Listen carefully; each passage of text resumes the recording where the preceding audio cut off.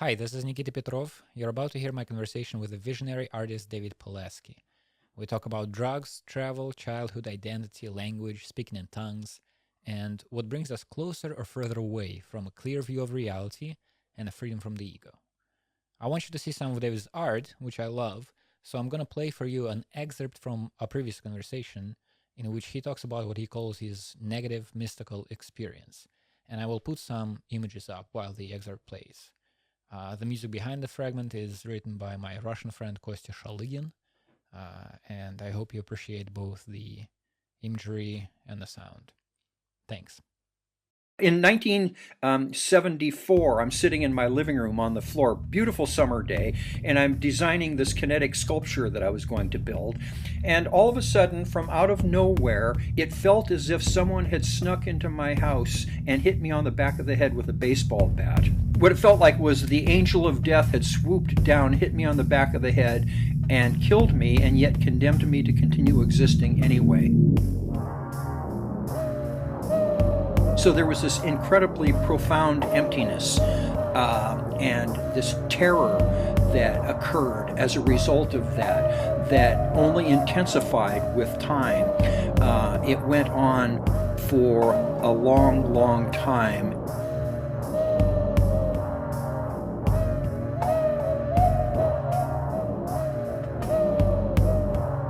When I was able to finally fall asleep, I would wake up in the morning, and the feeling that I had was as if I had been stabbed in the psyche with an ice pick. Everything that I was and could do had absolutely no meaning at all anymore. Everything was just complete existential emptiness. It was as if I was falling through an infinite void and feared splattering against an existential brick wall at some point. I tried to get out of this through thinking, but the sensation that I had was one of complete worthlessness. And so how is a worthless person able to think a worthwhile thought to get out of it? It was a catch-22. It's like trying to call yourself on the telephone. You always get a busy signal.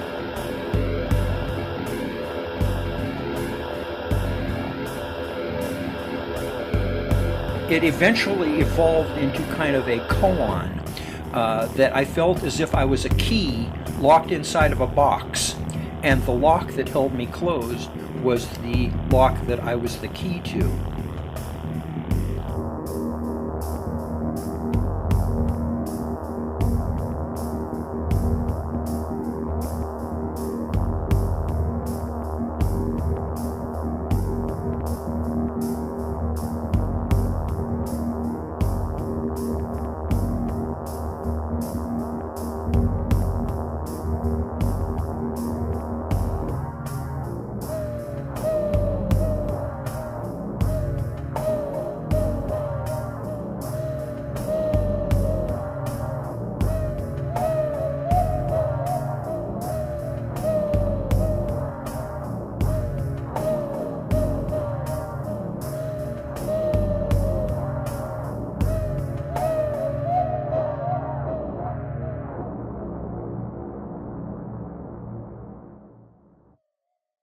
When I was in India years ago visiting my then guru, there I met a woman.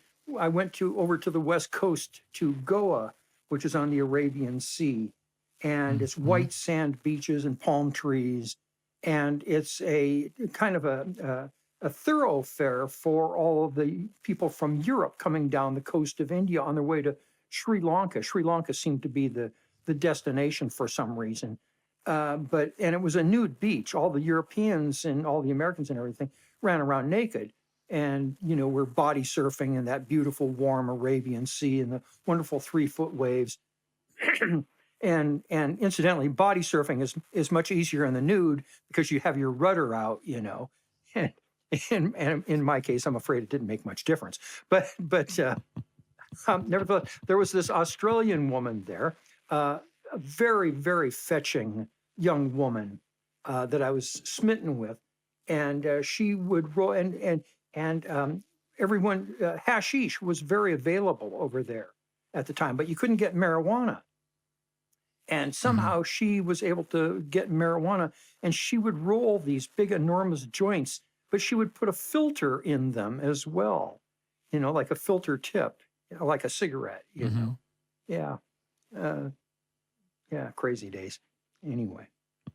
How much time did you spend there? Just about 2 months.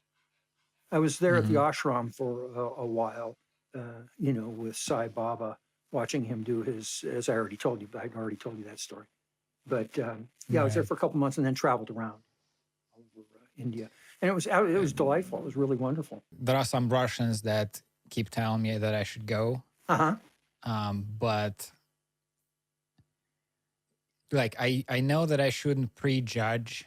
I haven't been there, so it's better to leave the preconceptions away. But because most of what I hear about the place comes from these kind of hedonistic drug people who are into trance music, Yeah.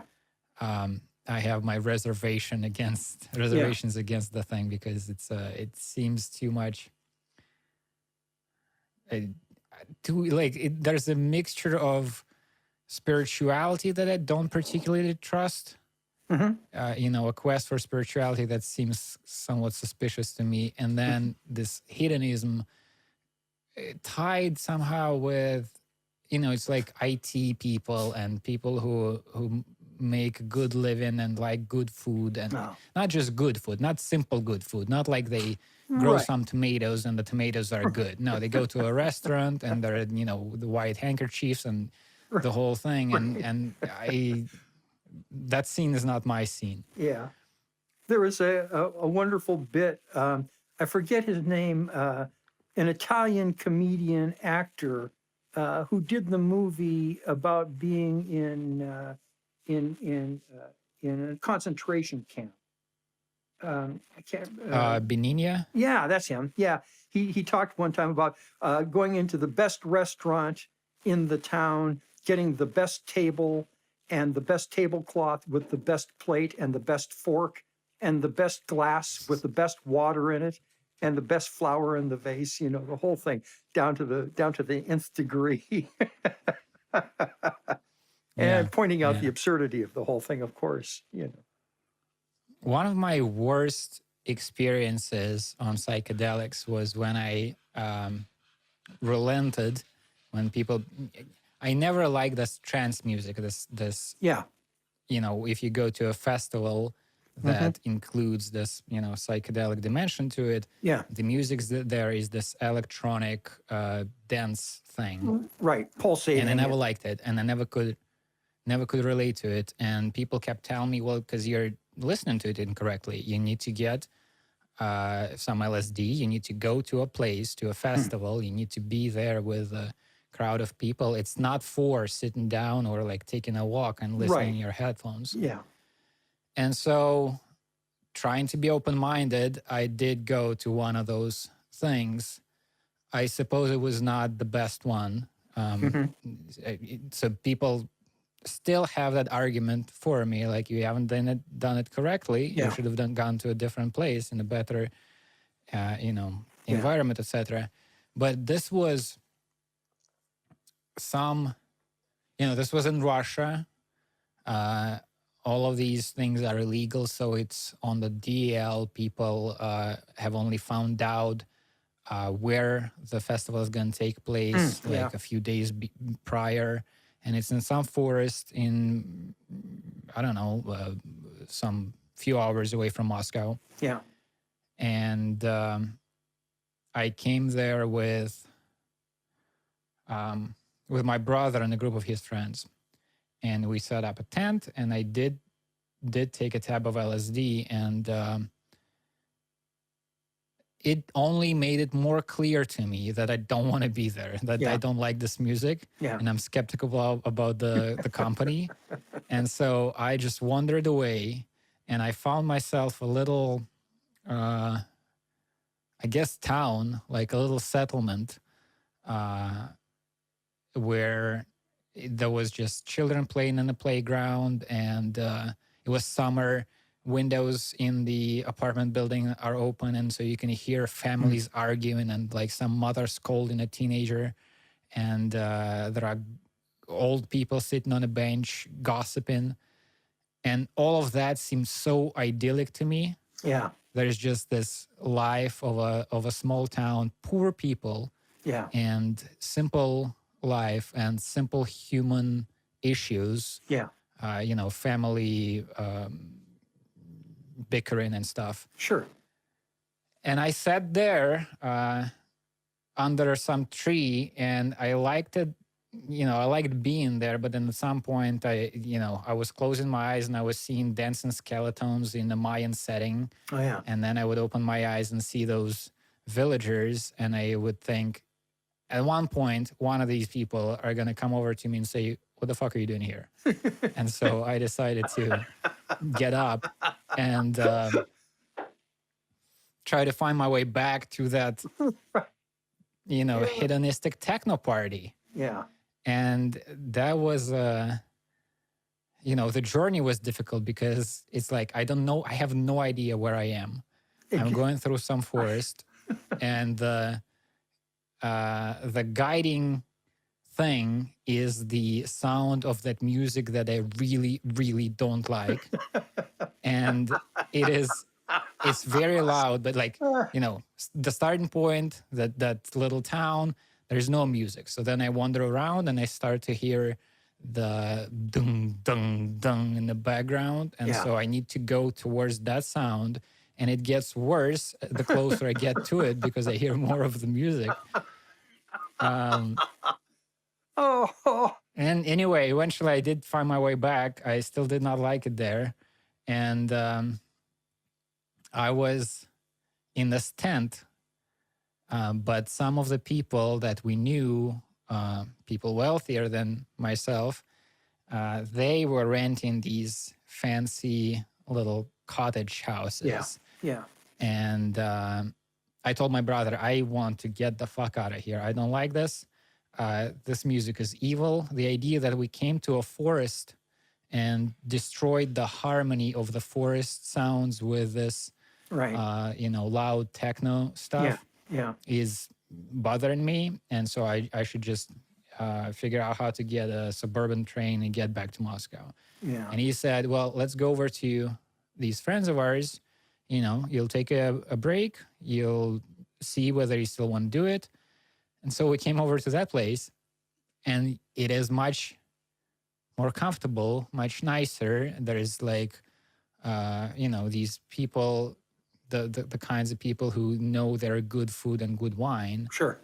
And it did not make it better for me. This is a different kind of evil, it seemed at the time. So anyway, that ended with me texting an old friend who's, I don't think he even knew that I'm away at that, or where I was. Yeah. And I guess he was at the time at a party, not a party, like a gathering at somebody's apartment that has grown stale. And so when I texted him saying, hey, this is a long shot, but I'm a few hours away from Moscow in some fucking forest, and I'm on LSD, and I would like to get back home. Could you help me out with that? He's like, well, that's an emergency. I have to leave this boring party, I suppose. And so he got into a car and drove a couple of hours to get me, and then a couple of hours back. And so that was that. And then before that, I had a Skype call with a friend. Yeah. And those were really beautiful moments that came out of a bad experience. I really did not like that environment and what was happening there. But the fact that one of my friends, picked up when I called and just talked to me as I was waiting for the other one to actually physically, abandon what they were doing and go get me. Those were, I cherish those moments because those are the connections that Absolutely sustain one. This brings up a couple of ideas to me, and that is that being you're out there lost, and the only thing you have to lead you back is this music that you hate. It's like being in a relationship and you're feeling really, really lonely, and the only person that you have that can really help relieve you of your loneliness is the person that you don't like, that you hate. It's just this the conundrum that's of a familiar thing I think as it's one well. of the rings of hell or whatever, Dante's Yeah, Inferno, yeah. perhaps. I don't know. But the other one that came to mind was that I was thinking about this the other day about the way that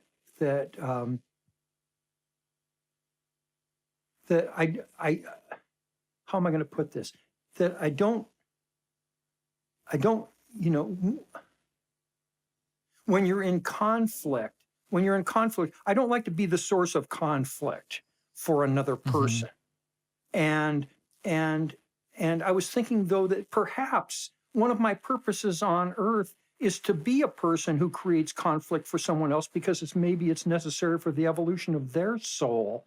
And so this person that you were in this trouble, so you had this trouble going on, so you called this other person who was at this boring party. So your conflict helped save them from this boring party and gave them a legitimate reason to escape from their level of hell to come and help you, and get to express love for you at the same time. So I think the latter part is more important. I'm sure he would be fine staying a little longer at the party that's not so engaging and then ah going back home. yeah But I do think that there is this is important. This is something that's counterintuitive.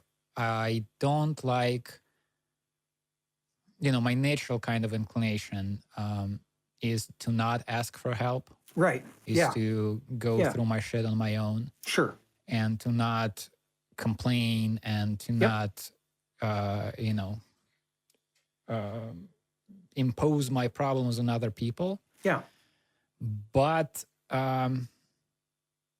but I think that's not a very healthy attitude, because when I do, step out of that state of mind and actually, become vulnerable and share something, hmm some my troubles with a friend, that often helps them, because then they find out they're not alone. They're not the exactly only one who are yep struggling with whatever they're struggling I with, agree and then helping a different, this default position of mine. I want to help other people. I don't want to, add problems to them. yeah Well, part of the reason I have that disposition is because I know from experience that when you help a person, it makes you feel better.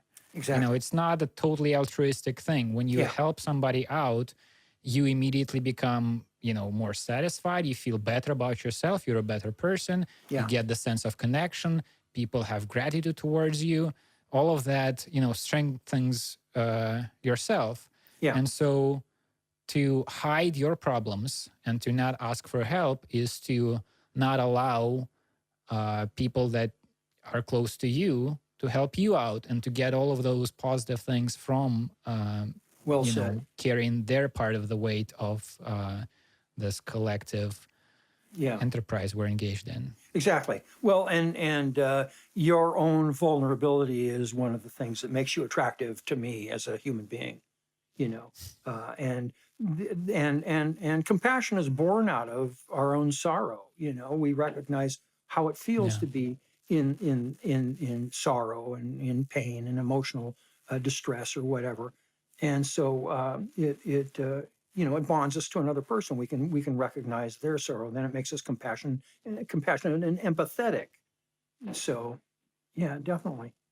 I don't believe that I knew that you had a brother. I think I did mention it, but we never talked about it. I have an older brother. Yeah, he's like 3.5 years older than Oh, me. okay. Yeah, we did talk about that because I'm in the exact same shape. My brother's exactly three and a half Right, years older than me as well.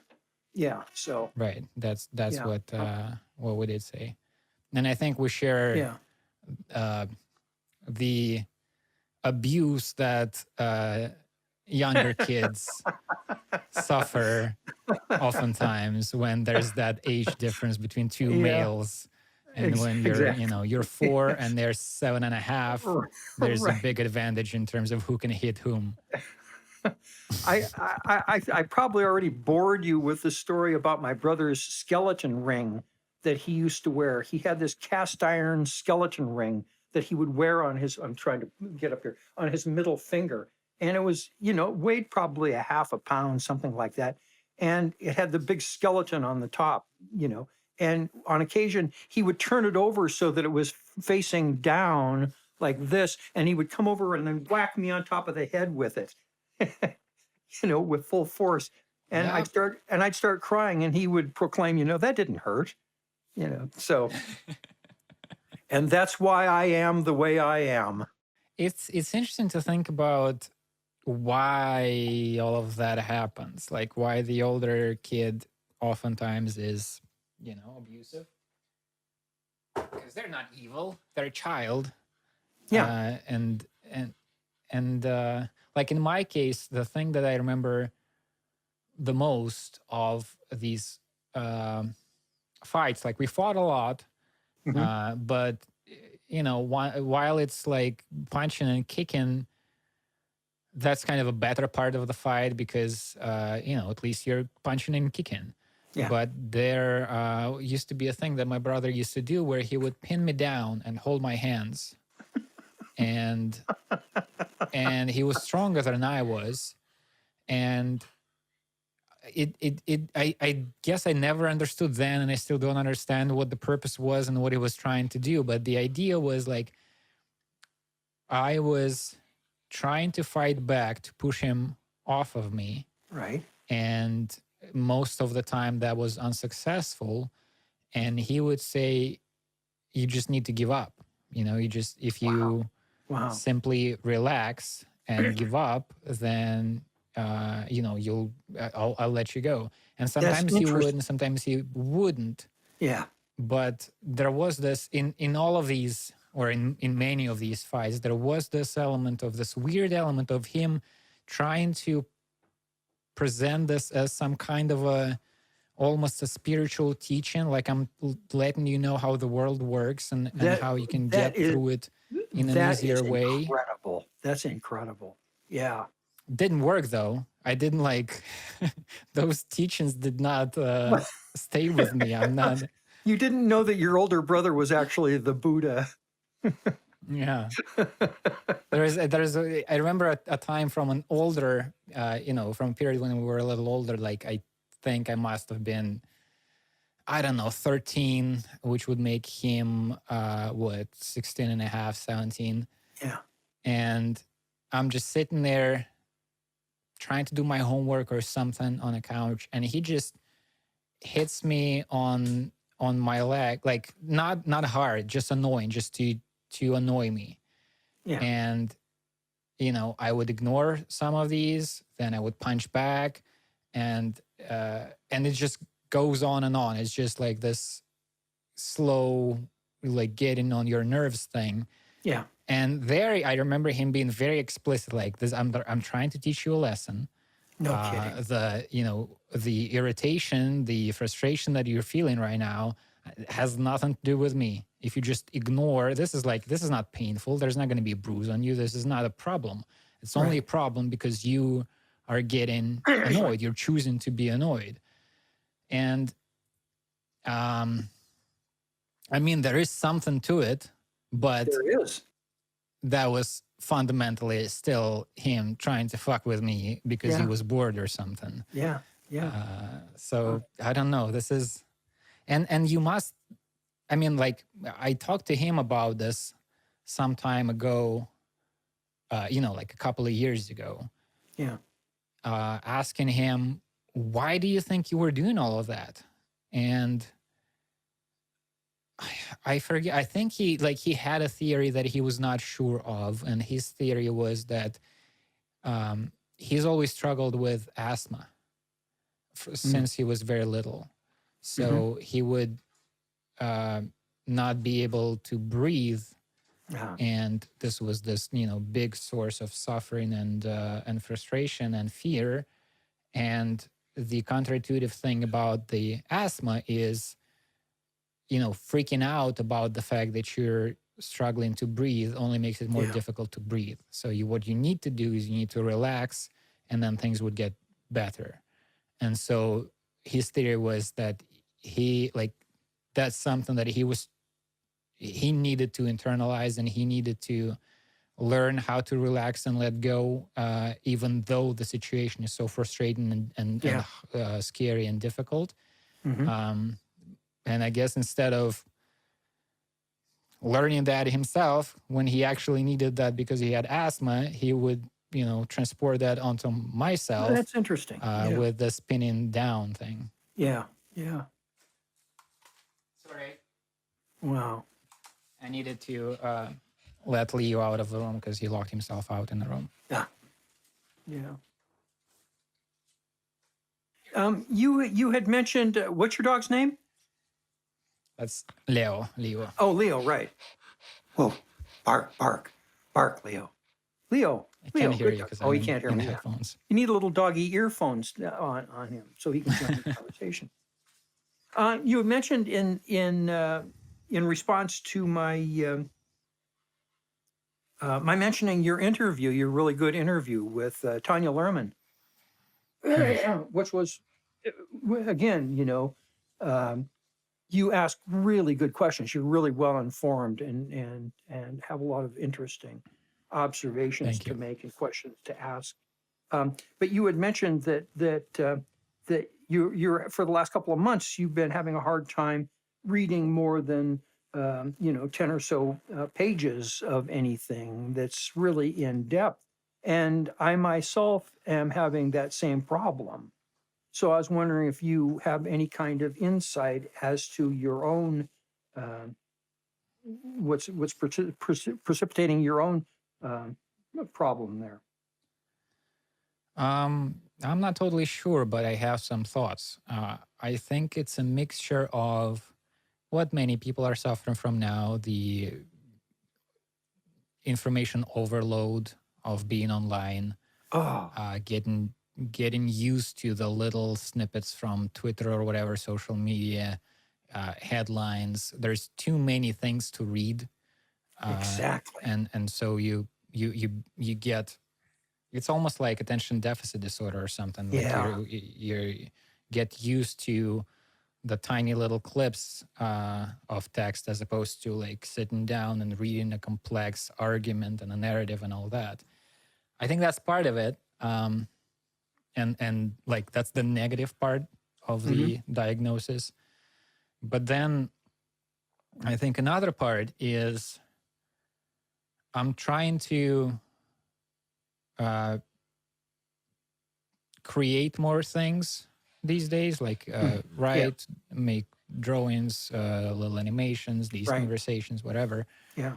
And in figuring out the genres, the formats that I want to engage in, I don't want to write a wall of text. I don't think that's the right medium for today.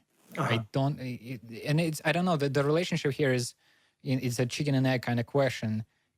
On the one hand, I can say that it's just like, I'm struggling to read something long unless it's very engaging, very interesting novel or something. Yeah. And so maybe it's like my shortcoming, my lack of dedication that then translates into when I'm writing something, I'm like, I want it to be interesting for myself, for somebody like me, for, I don't want it to be boring. That's one thing I most definitely don't want it to be. And so I try to make it shorter, use a better economy of words, add these images, make it more engaging, make it something meatier, something that you don't need to go through 300 pages to get to an idea, that could be packed in a smaller package. So I don't know if it's I have a problem with sustaining attention. And so one of the outcomes is I'm trying to make my own art or writing or whatever more kind of easily digestible. Or it could be that the more I am trying to make these things, the more I am aware of the challenge of making it more digestible and easier to Yeah. engage with, the less patience I have with other people's work that didn't do that part of the work, or like making sure it's not Right. boring. That's an important part Yeah. of whatever message you have. um, I think it's an important dimension of any kind of communication, whether it's writing or talking or movie making or whatever it is.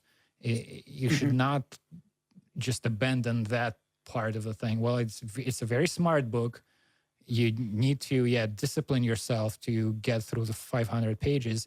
I Yeah. don't think that's the right approach, especially for this age where we are all, not all, but most of us are in this information overload. If you want Yeah. your Yeah. message uh, to go forth, you need to take into account the state of mind that the potential reader or uh, your audience is in. Yeah. Yeah. I mean, it's like in Um, conversation. you know, If you're talking to somebody and you have a lot of good, important, smart things to say, but you're just completely boring, and you see that the person you're talking to is checking out, they're thinking about their own thing. Well, yeah. the fact that you have smart things to say does not help. That the communication Yeah. is not Right. occurring. Right. Yeah. Yeah. I remember reading thing. Oh God, there was a book written back in the 20s and 30s, and it came out of a newspaper column written by Don Marquise for the Chicago Sun-Times, and he had these characters called Archie and Mehetable, and Mehetable was a cat, and Archie was a poet who in his previous life had been a free verse poet, but died of alcoholism or something. But he came back in the body of a cockroach. And Don Marquise accidentally left a piece of paper in his typewriter one night and came to find that Archie had written something on his typewriter. And the way that he did it was by standing on the top of the typewriter and diving headfirst into a key one at a time and giving his all to trying to create this poetry. And therefore there was no punctuation or capital letters. And one of the and it was a satire of the times, and just really, really lovely, wonderful stuff that Don Marquise poured out through his little character Archie the cockroach. And one of the things that Archie said was that there are two types of people in the world. One, how did he put it? One could describe the inner workings of the universe to you and bore you in the process, and the other could describe a paper napkin and thrill you with delight, you know, at the telling. So Well, I'd say there's a spectrum. Most of us definitely, are yeah. not either one of those And well, extremes. But Henry yeah, Kissinger, yeah.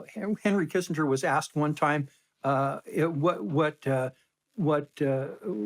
fame had provided for him, and he said that now when I bore people at cocktail parties, they think it's their fault. I was listening. I've been listening the last week or so.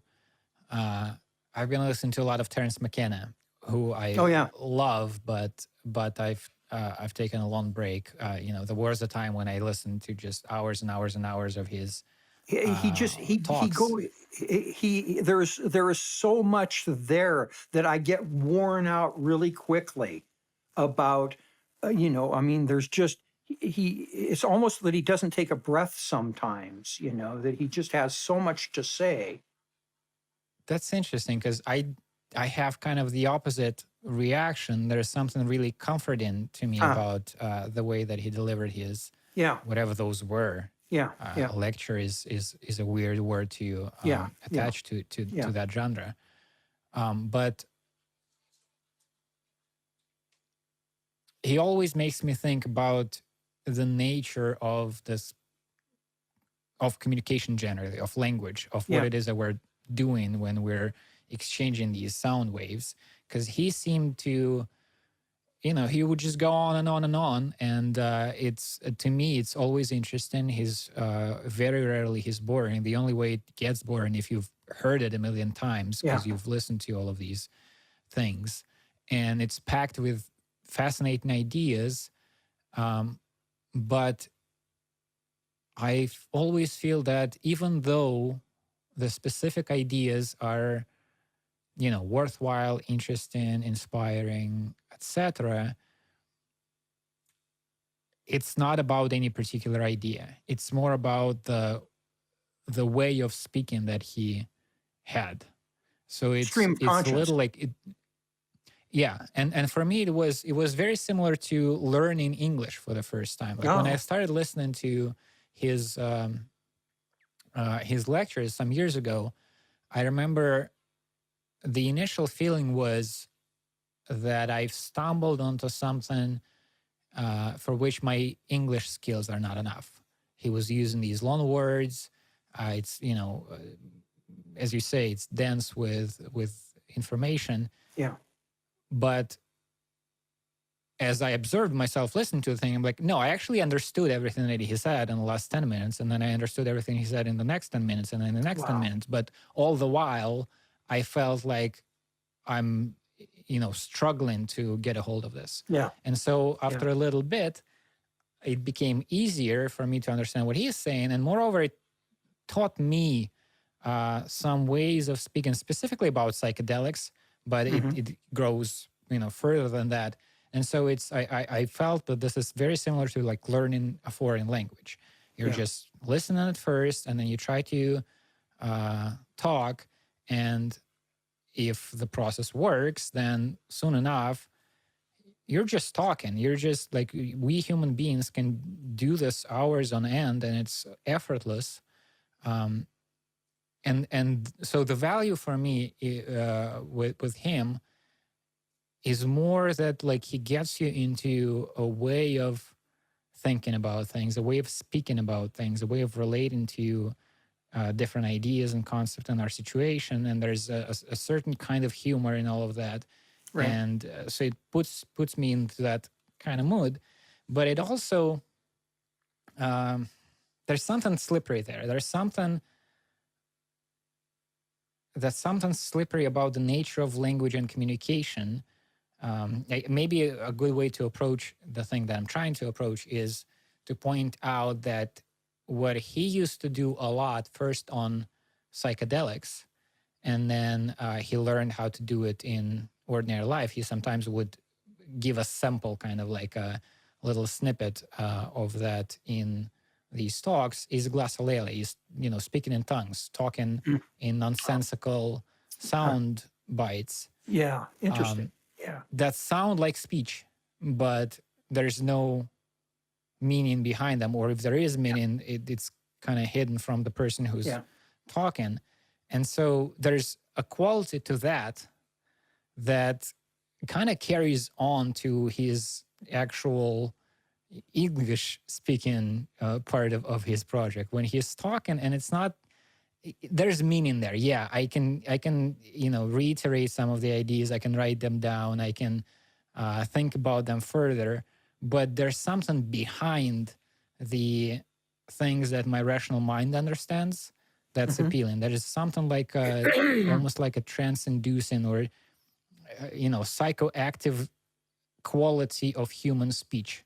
There is a person who can, a mother singing a lullaby can calm a baby and baby falls asleep, or a person with a lot of frustration inside, even if they're not saying anything angry or evil, they can make you uneasy because of their, the speech pattern carries their frustration forward. Right. Well, hold on. And Hold that thought. so Hold that that- thought just for a second. Hold that thought just for a second. I'm wondering if those people who enjoy the trance music at the raves that you found distasteful are finding that same kind of thing in that music that you find in those patterns of speech and the nonsense syllables that McKenna was speaking.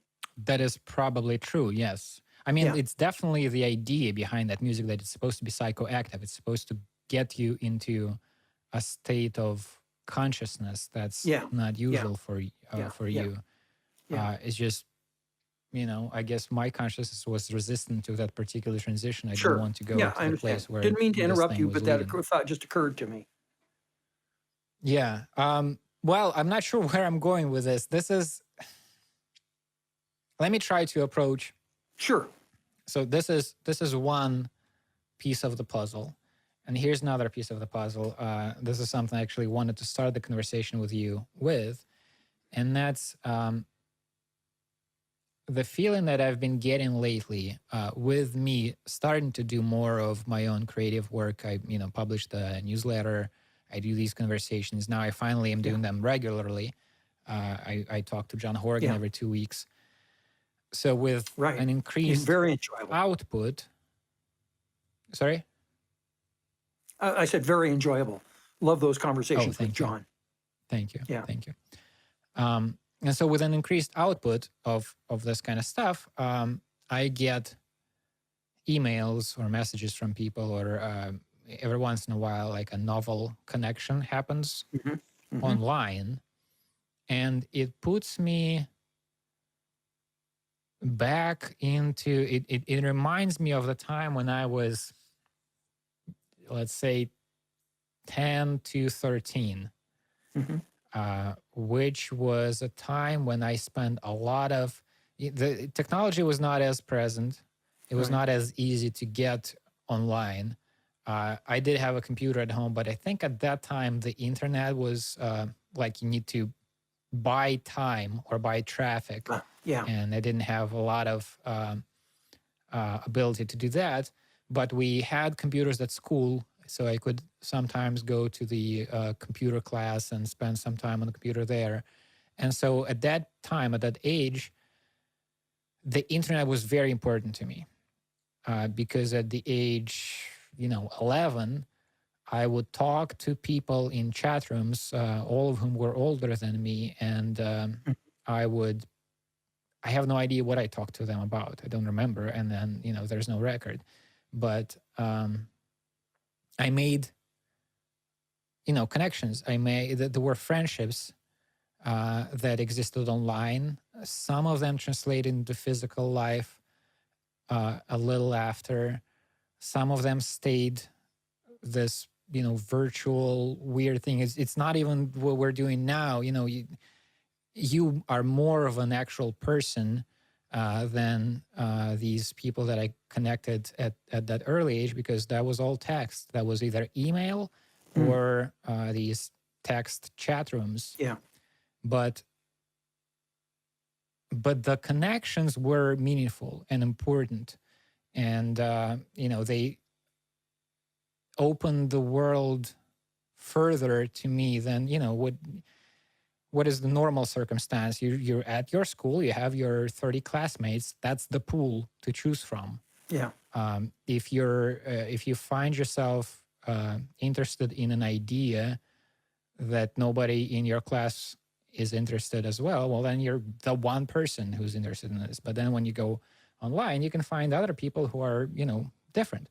Yeah. And so that whole period is very hard to remember, to really put a finger on what those friendships, even crushes, were, how it all worked, who I was at that time.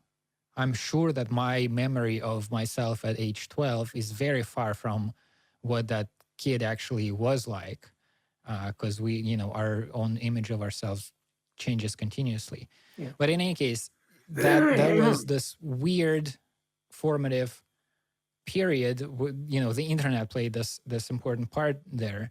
And then for a long time, nothing similar happened.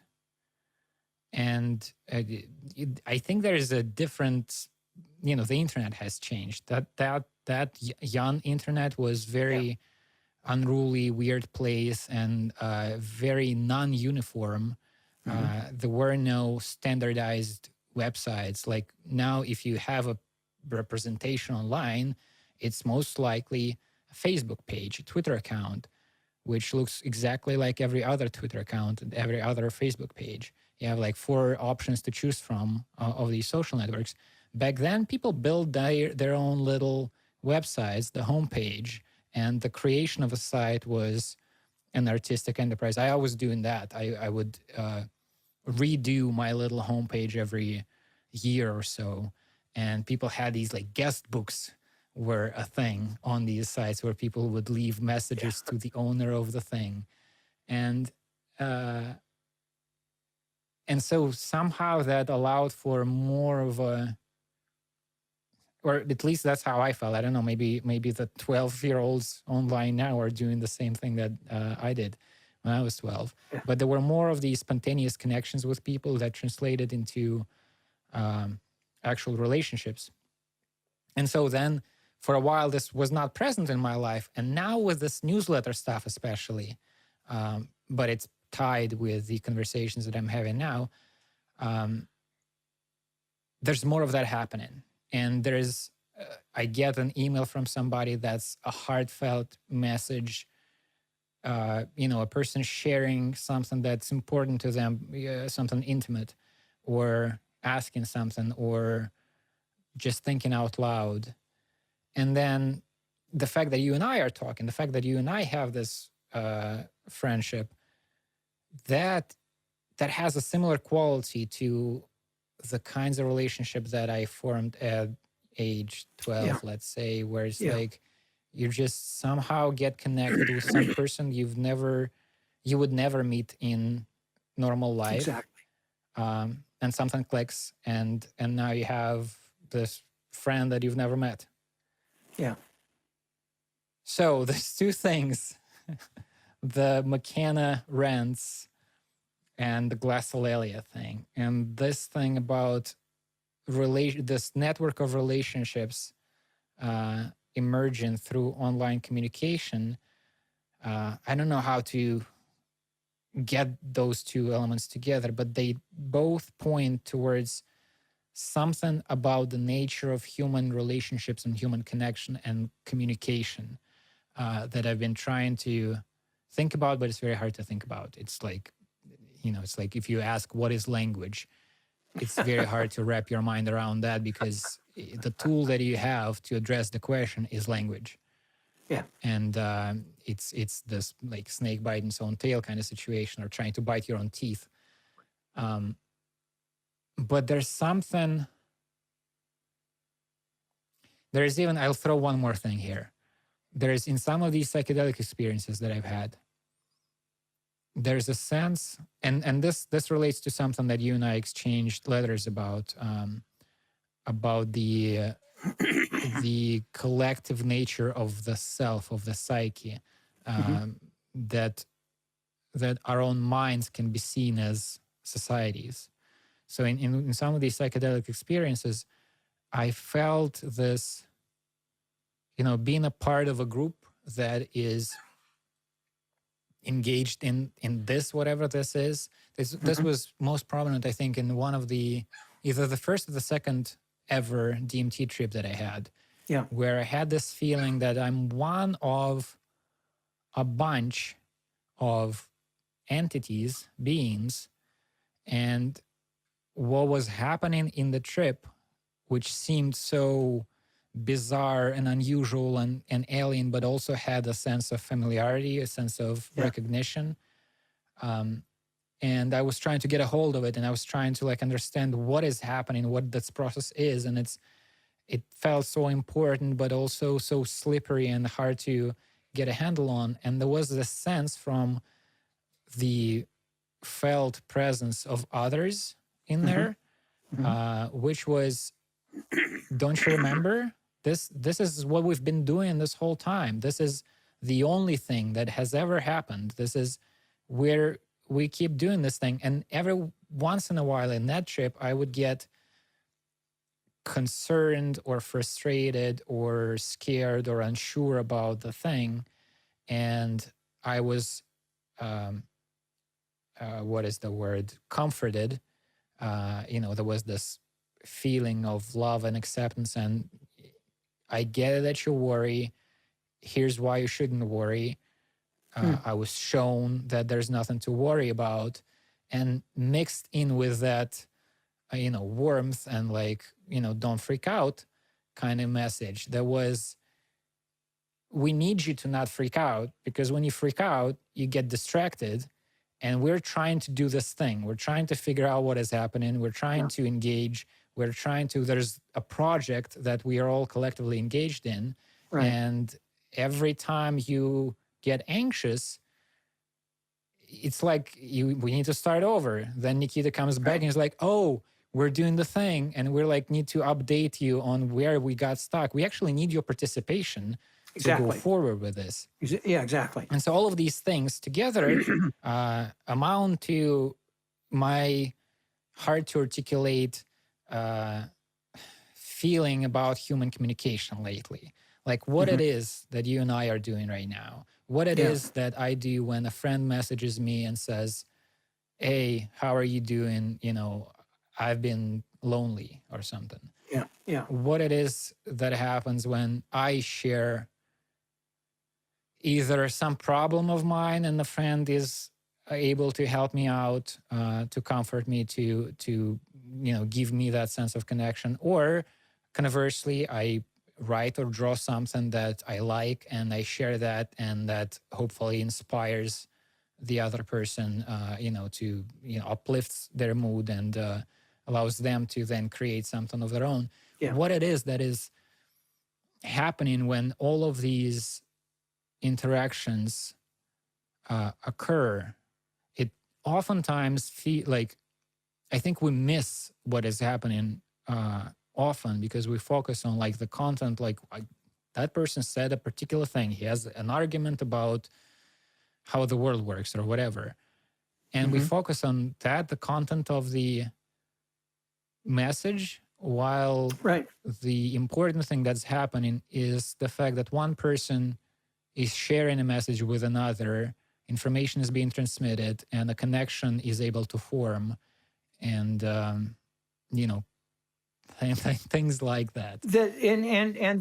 And that connection, it almost subsumes the content thereof. I mean, it transcends the content of the conversation, and we concentrate on the form of the conversation in the form of words and language and meanings that they elicit inside of us, when the more important thing is that unspoken and that unspeakable thing that occurs between the two people that are doing the communication.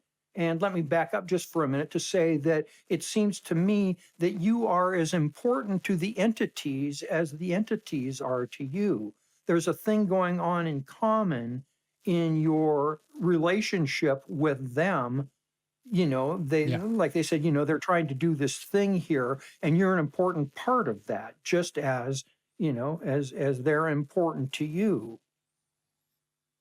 That was the feeling that I was getting, a feeling of equality, a feeling of like peer situation, like a bunch of kids working on a school project or something. Right. And it kind of goes back to the earlier part of the conversation about the fact that when we create conflict for somebody else, perhaps, that's a necessary part of their journey as well, to have that conflict for them to learn how to deal with it in a way. That's kind of off of the subject, but kind of related in a way. I've been thinking about what you're saying as it regards to my current delving back into my practice of meditation again, in this way that, I described to you that I had this that it seems like every spring from about the year 2000, every spring I have this period of intense clarity that I find my being at peace, and there's an obviousness to what it is that I'm seeing and experiencing that I'm surprised that I can forget. Why, how is it that I forget this? It's so obvious. It's just so obvious. So this has been happening now for the last, I don't know, 15 or 20 years, something like that. And this year it happened again. And I always know that this is happening because I am drawn to the literature, mystical literature, and those people who have experienced this thing that I'm experiencing and the way that they describe it. And so I find a pile of books in my studio that I've read before that now I'm reading again because they describe exactly what it is that I'm going through. And the other manifestation of this clarity is that I am drawn to the meditation cushion. I am drawn to sit, not in a way to get anything, but as a way of expressing this silence, of just sitting there. And the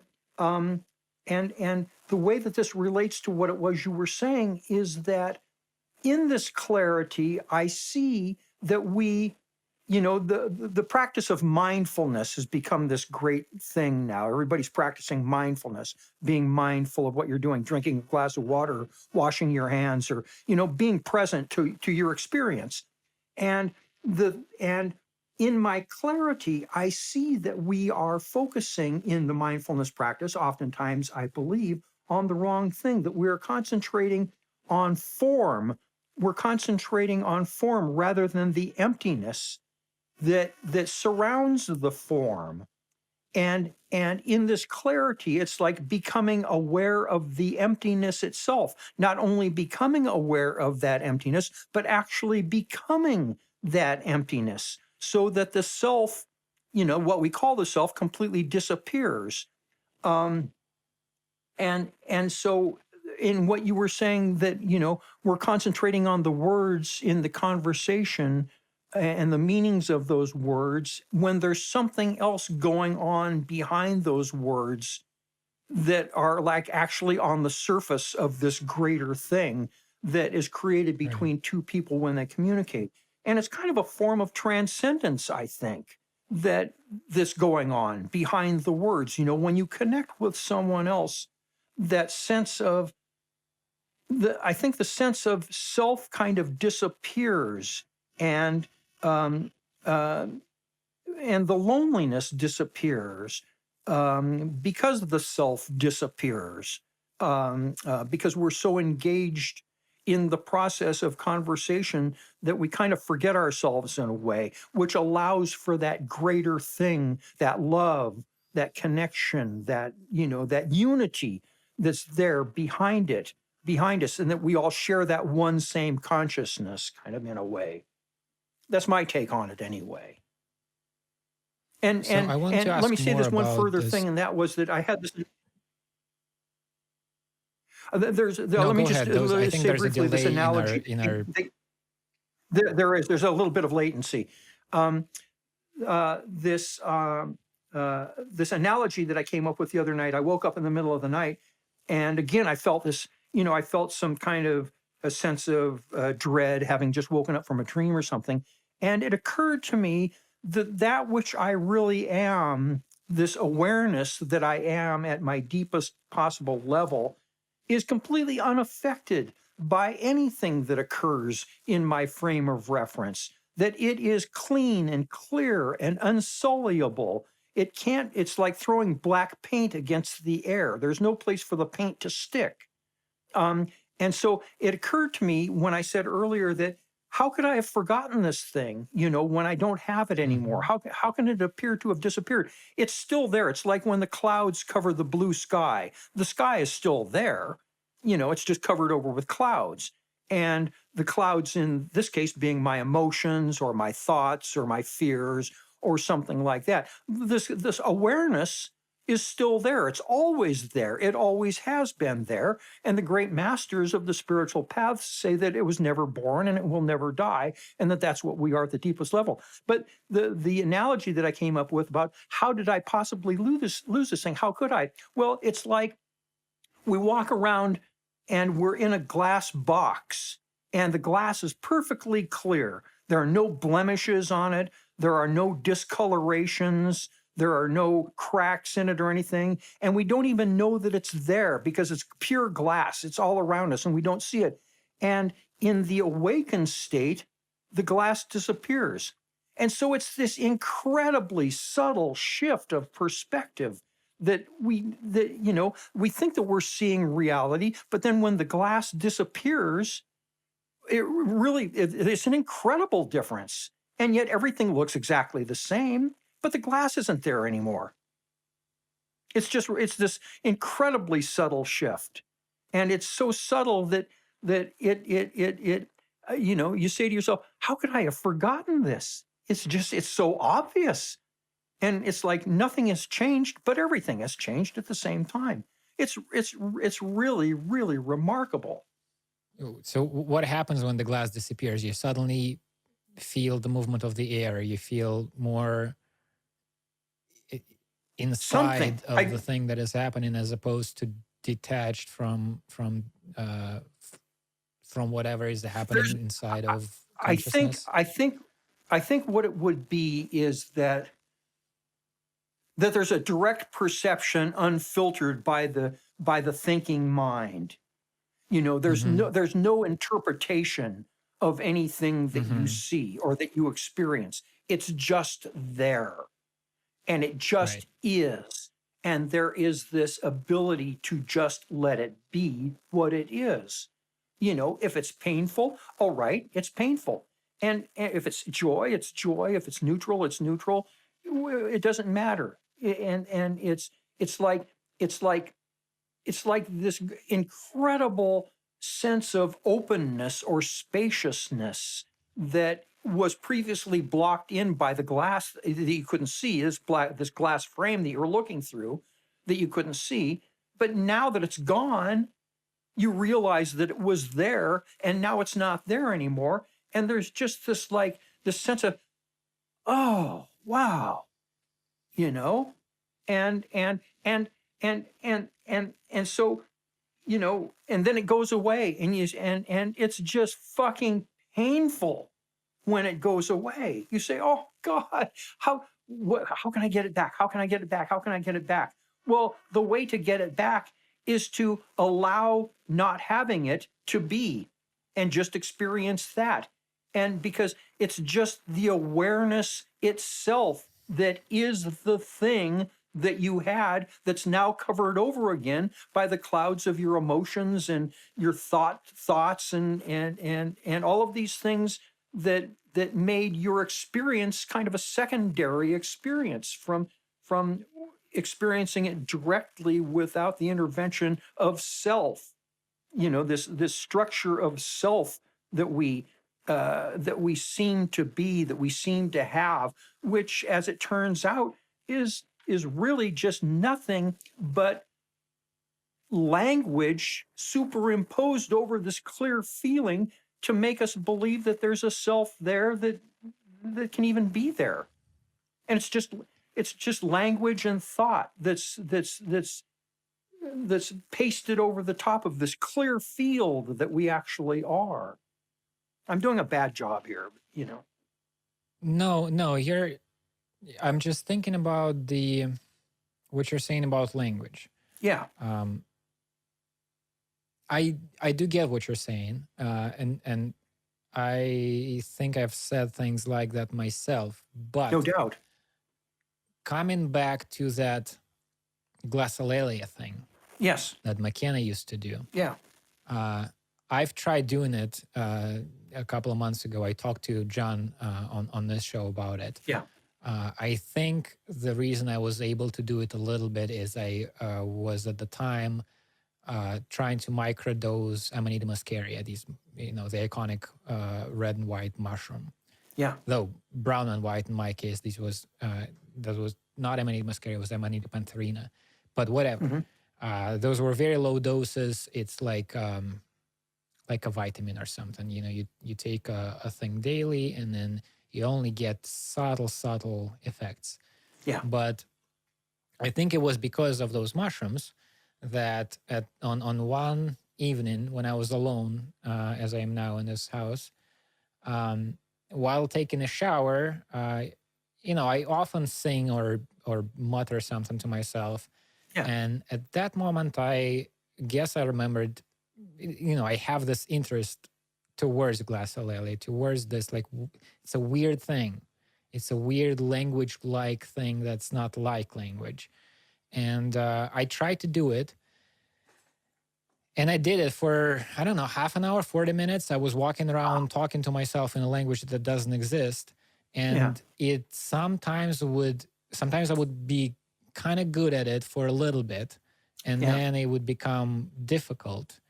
And there was a lot of shrugging and a lot of, the feeling behind the noises that didn't have any meaning. But the feeling behind them was something like, on the one hand, there's this, but then on the other hand, it's something like this. It was just like walking around, just kind of shaking my shoulders, going like, I don't know what, and and it was hard.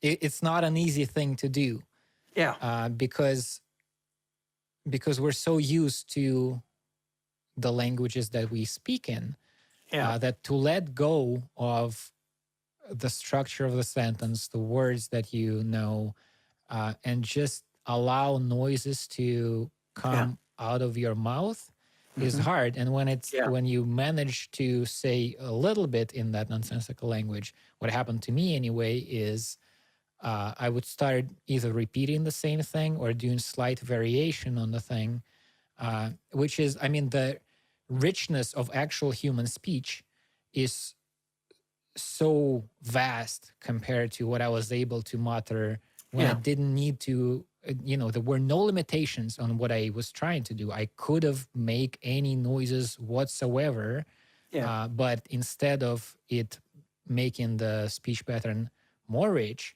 it made it very, very poor. It's like a few syllables, and then they start repeating, and then you feel stuck in those syllables.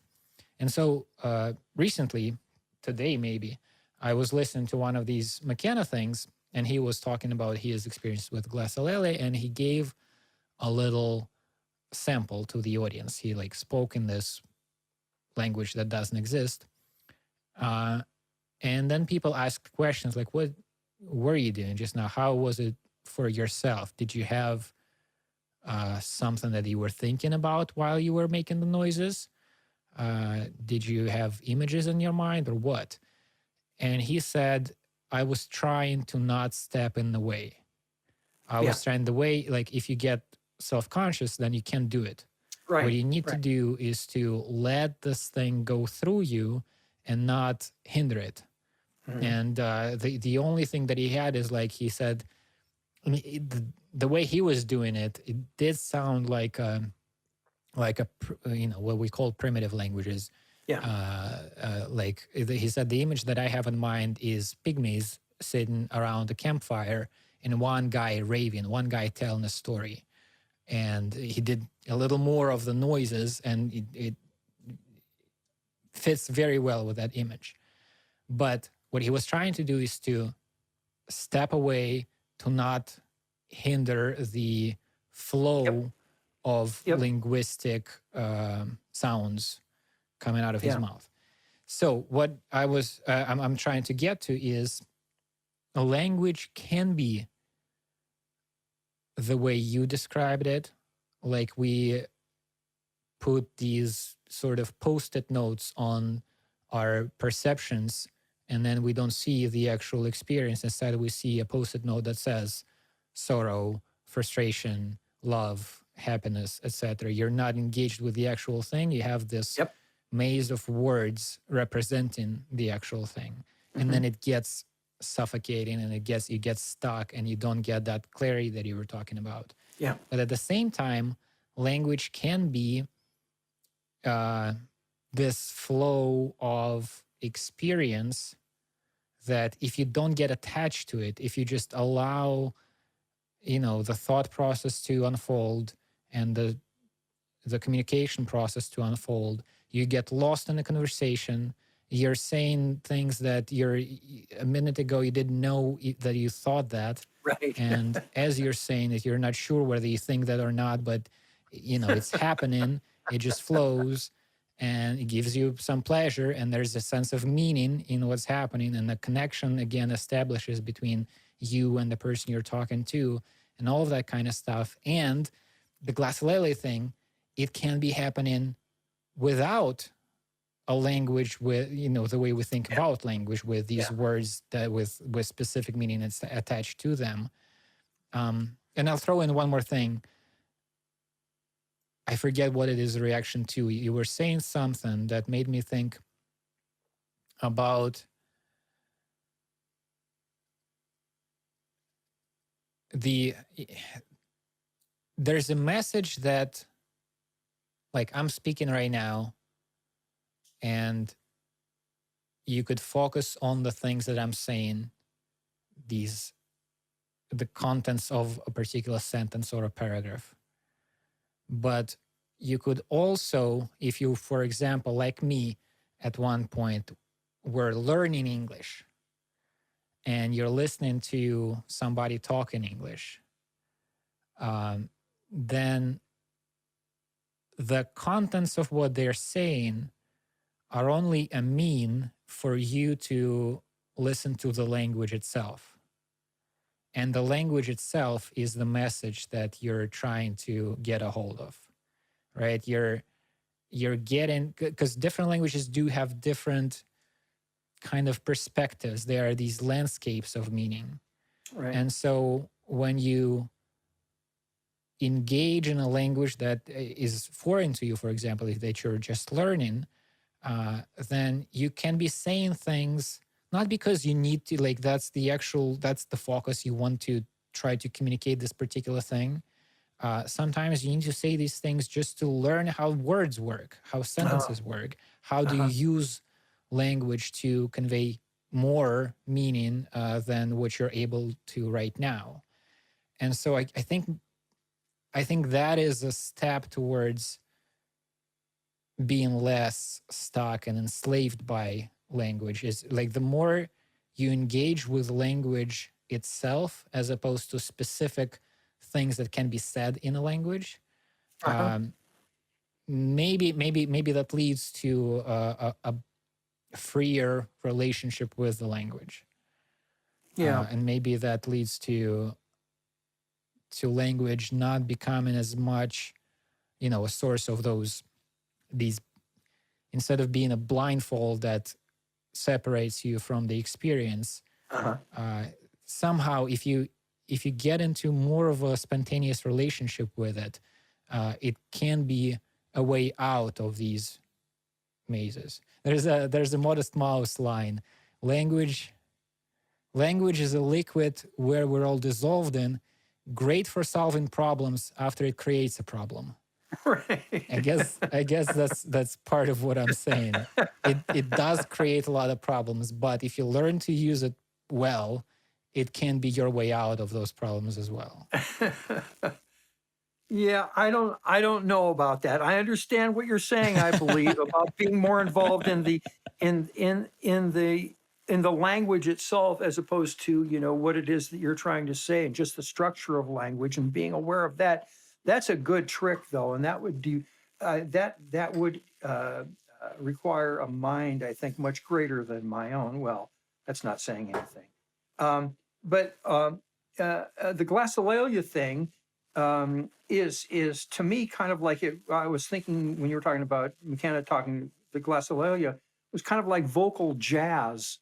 You're riffing, and there's and once you like a jazz musician knows the structure of music so well, and I mean his premotor cortex is so well established with his instrument that he doesn't even have to think about playing. There's a musician by the name of David Lindley who used to play a lot with Jackson Browne here in America and around the world, and they had a conversation one time about improvisation and all that, And Lindley was talking about the fact that the best stuff comes when you're not even thinking about it, that it just comes out.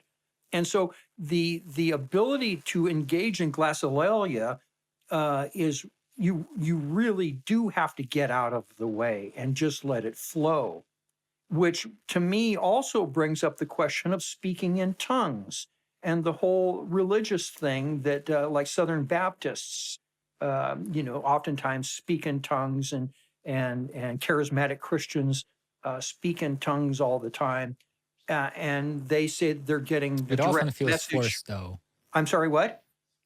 It oftentimes it feels forced. Like what I've seen, I've never really been to a church where this is happening, but I've seen some of these sermons by preachers where they suddenly start doing that. And it, Yeah. McKenna said in his, I when understand. he was given that sample, he said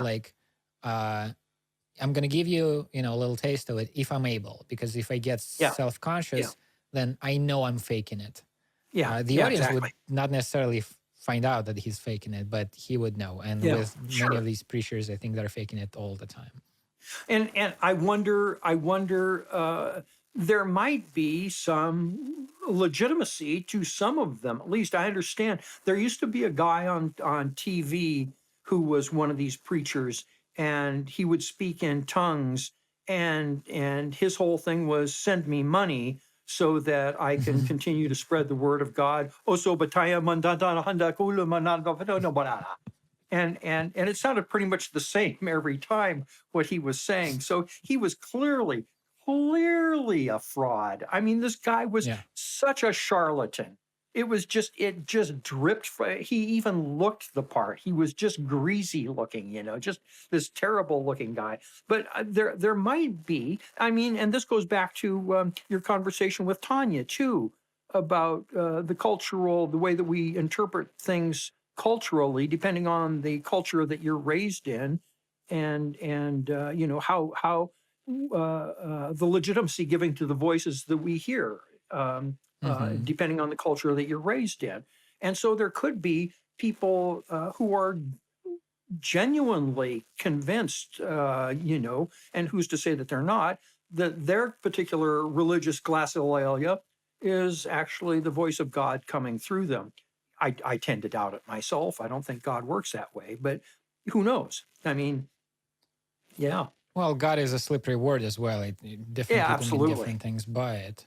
Of course. But what I was thinking when you were talking about this, like we can be talking about glossolalia as the separate thing, but at a certain level of abstraction, how is it different from what we're doing right now?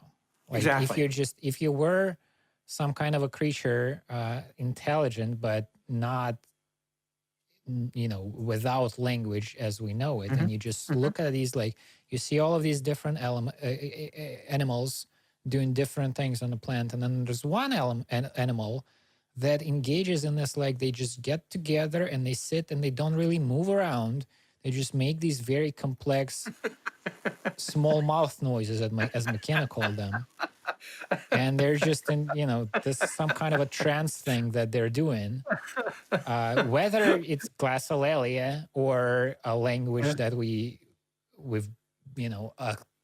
what is the difference between glossolalia and a natural language? It's like the language is shared. Everybody in a culture makes the same kind of noises, and they have a pretty good shared understanding of which sequence of noises means what.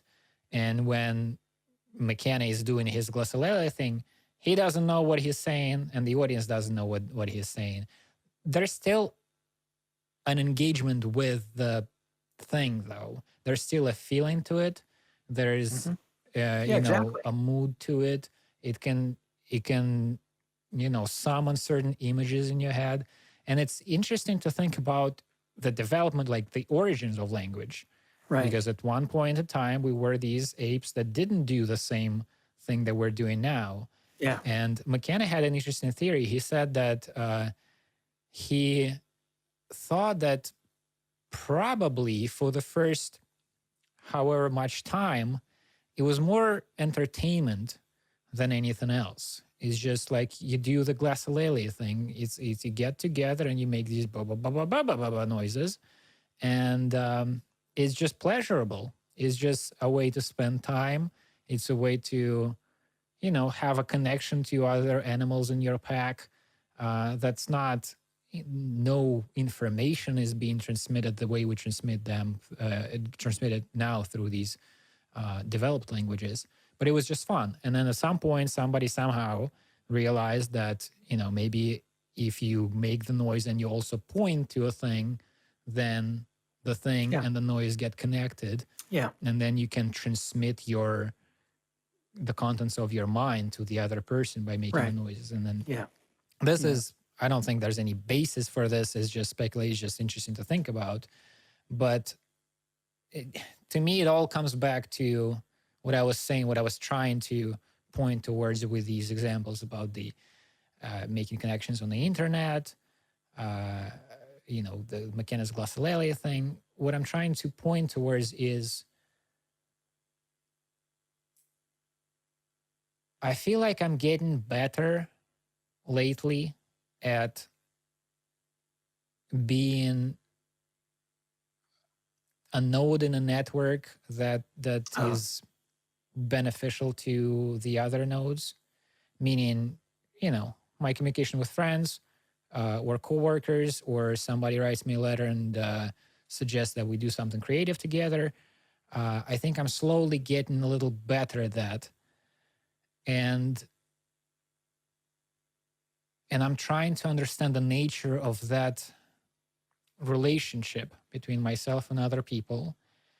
And all of this stuff about the nature of communication, is relevant here. What I'm doing when I'm talking to you now, what I'm doing even by myself when I think about shit, what I'm doing when I do some work with a person, it's like I get better at all of these things if I am less anxious and less attached to, these formulations of this and that. There's a connection that can be maintained between people that's easier to maintain, and it's more beneficial to them if there is this relaxed flow of something that's very hard to pin down. Whether it's in speaking, there's, a vibe, a flow of something behind the actual words, behind the actual sentences that we utter. There's you and there's me, and we're doing some kind of a thing. There's like maybe music could be a good comparison here. Like, what is happening when two people who actually know how to play an instrument start playing together? There's, vibration. There's some kind of a harmony that one person does, and the other person can get in sync with that. And the same kind of thing is present in all of these different, ways of connecting, whether it's talking or doing a thing. When I buy flowers for my girlfriend, that's also communication. I'm not saying anything here, but something is being accomplished here in terms of human connection. And when I'm doing some work for somebody else, or when I'm engaged in a creative enterprise with somebody else as equals, nobody, hired anybody to do the work, but we got together and we're doing the thing. All of these things feel like different expressions of the same process that probably carries on inside of my head even when I'm alone. It's not, because there are still modules of my own mind. There are conflicting feelings or thoughts that also get more harmonized if there's more of this flow of whether it's ideas or sentences or feelings or whatever. So very hard to put a finger on this thing, to formulate, when it gets better, when it gets worse, what makes this energy flow stuck, and when it gets it unstuck. I mean, there are specific things that I do notice, like sex helps. There were some times in the last few months where I would be in a shitty mood and just didn't feel good about, there's like stuff at work that needs to be figured, and I'm not getting things done in time, and this house is not the way I want it to be, and there's like extra furniture here that really nobody needs, but we can't throw it away because it doesn't belong to us, and all of this stuff. And then sometime later, I'm in a kitchen, 2 a.m., eating a banana, just perfectly happy. Just nothing bothers me. I'm not even thinking about anything. I'm just like sitting on the table, and my girlfriend comes out of the bathroom like, you know what? Sex really is a big part of this thing. 2-3 days, I was like frustrated with life, with my situation in life and work and this and that. And then what really was happening is that energy flow was not, flowing. There was something got stuck. And then through getting together, synchronizing with a person I love, bringing pleasure to one another, it just like you just clean that shit out, and you're back to being in a good mood. I wanted to ask you about those periods of clarity that you talk about. Do you know when they start? How often they start? Like if there is a cycle there, if there's a pattern? No, hold on. I've got a lot of things to say about the stuff that you're talking about there. Okay. First of all, your face has disappeared from my screen because of your video has been disabled due to internet quality issues. Although you're still being recorded. But there you are. Now you're back. Oh, and much clearer too. Okay. That's good. Okay.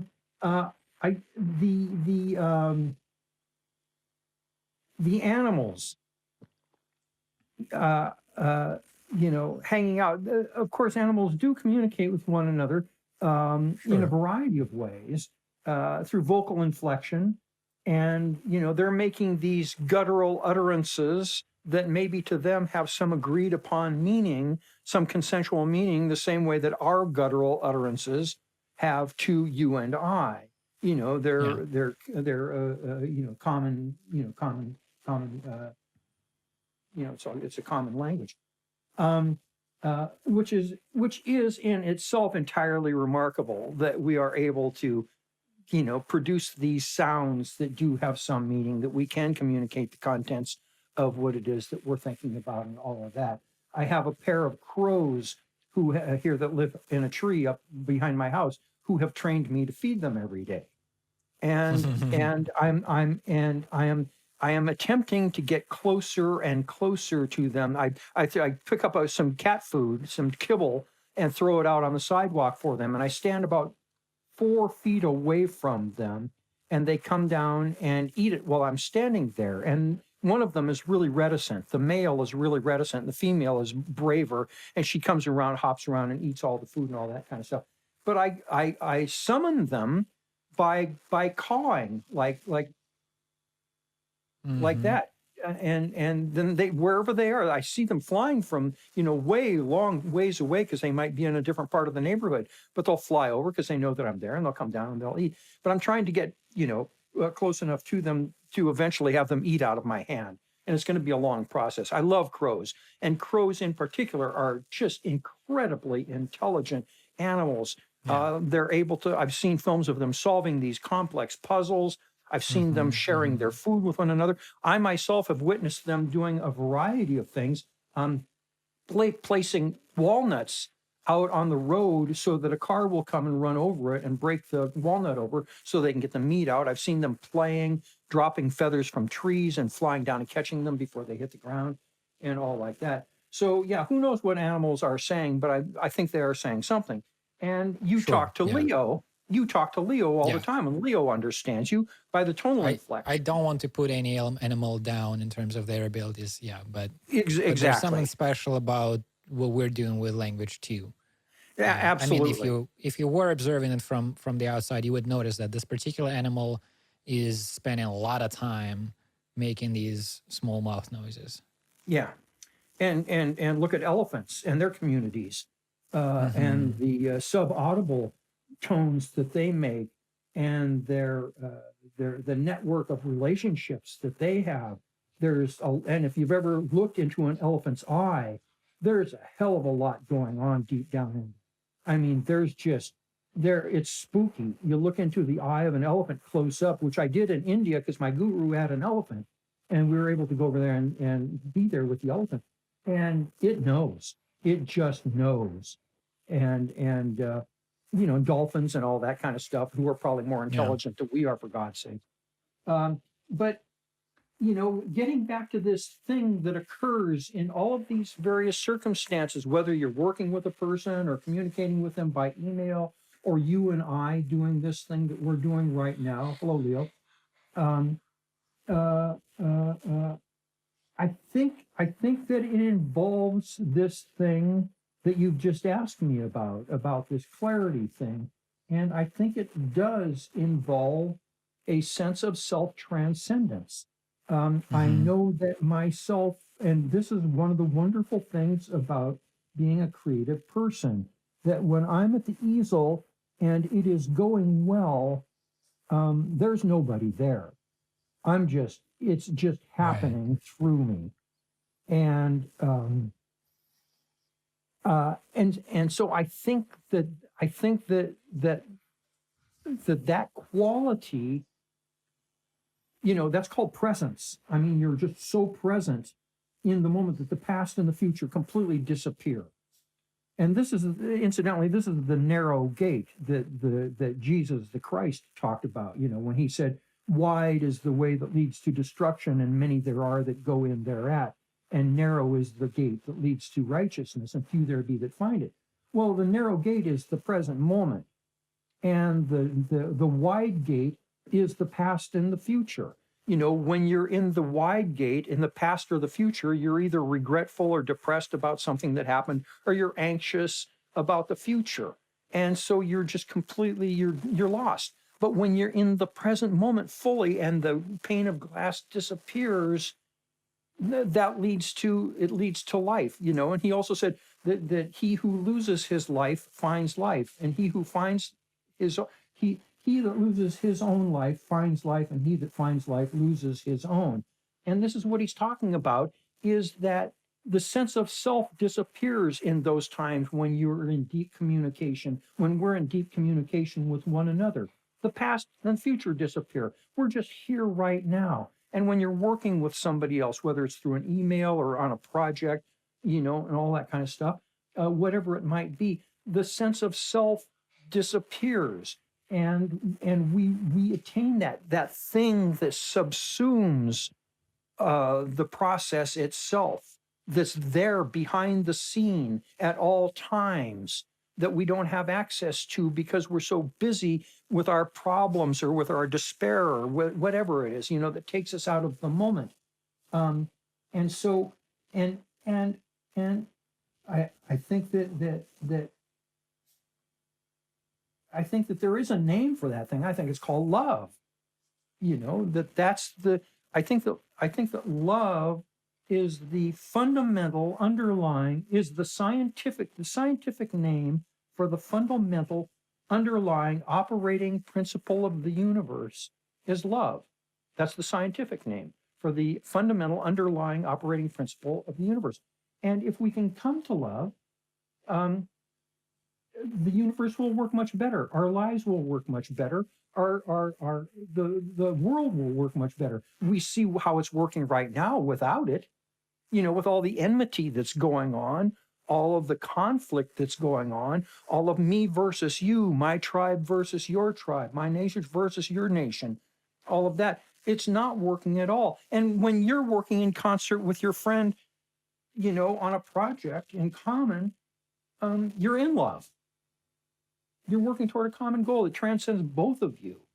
And um, I just think that that's what it is. And I also think that that's what this whole clarity thing is. And it I mean, this has been a long process for me since 1974 with a negative mystical experience, which is the thing that put my feet on the path in the first place, to try and understand this, what the hell happened to me? Why do I feel this way? What's all this emptiness all about? What is this horror? This physical pain. What is it all about? This psychological pain, this feeling like I'm falling through infinite space and I'm going to splatter against the bricks of an existential void at any moment. What's that all about? And so, slowly, little by little, over these last years, have I come to, weave all of these disparate teachings that I've studied all these years together that all seem to be pointing to this one direction, to this one conclusion, that it's all about coming out of Plato's cave. And the people in Plato's cave are all of us who are trapped in, the shadows on the wall of Plato's cave are all of our representations of reality, our mental structures, our mental constructs of reality, how the world works, our belief systems, our prejudices, our biases, the things that we're not willing to look at, all of those things that cloud our vision. And the person who gets out of Plato's cave is the one who realizes that that's not who we are. That's not who I am. Who I am is the awareness behind all of these thoughts, all of these prejudices, all these biases. And the way that you get out of Plato's cave is by being aware of them constantly, continually, over and over and over again, until you see that those thoughts are nothing more than thoughts that are superimposed over reality itself, over the awareness that we really are, that is eternal and unchanging within us. It's always here. This awareness is always here. And when we realize that that's what we are, we start to get out of Plato's cave, and we see the shadows on the wall as ephemeral, as insubstantial, and if we stop identifying with them and believing them, then we ourselves are out of the cave and are in that clarity and in that open sunshine, that field of awareness. And Jesus, who broke out of the cave, and Buddha, who broke out of the cave, and all of the Hindu Lao Tse and Taoism who broke out of the cave, and all the Zen masters who broke out of the cave, go back into the cave and try and tell, hey, you're in the cave and you're watching shadows on the wall. Come on out here. I've got, listen to what I'm saying. I'm telling you that you're in the cave. Come out here and find out who you really are and what it is that you really are, and come into the sunshine again. And that sunshine is truth, is reality, and is love, and ultimately is God itself.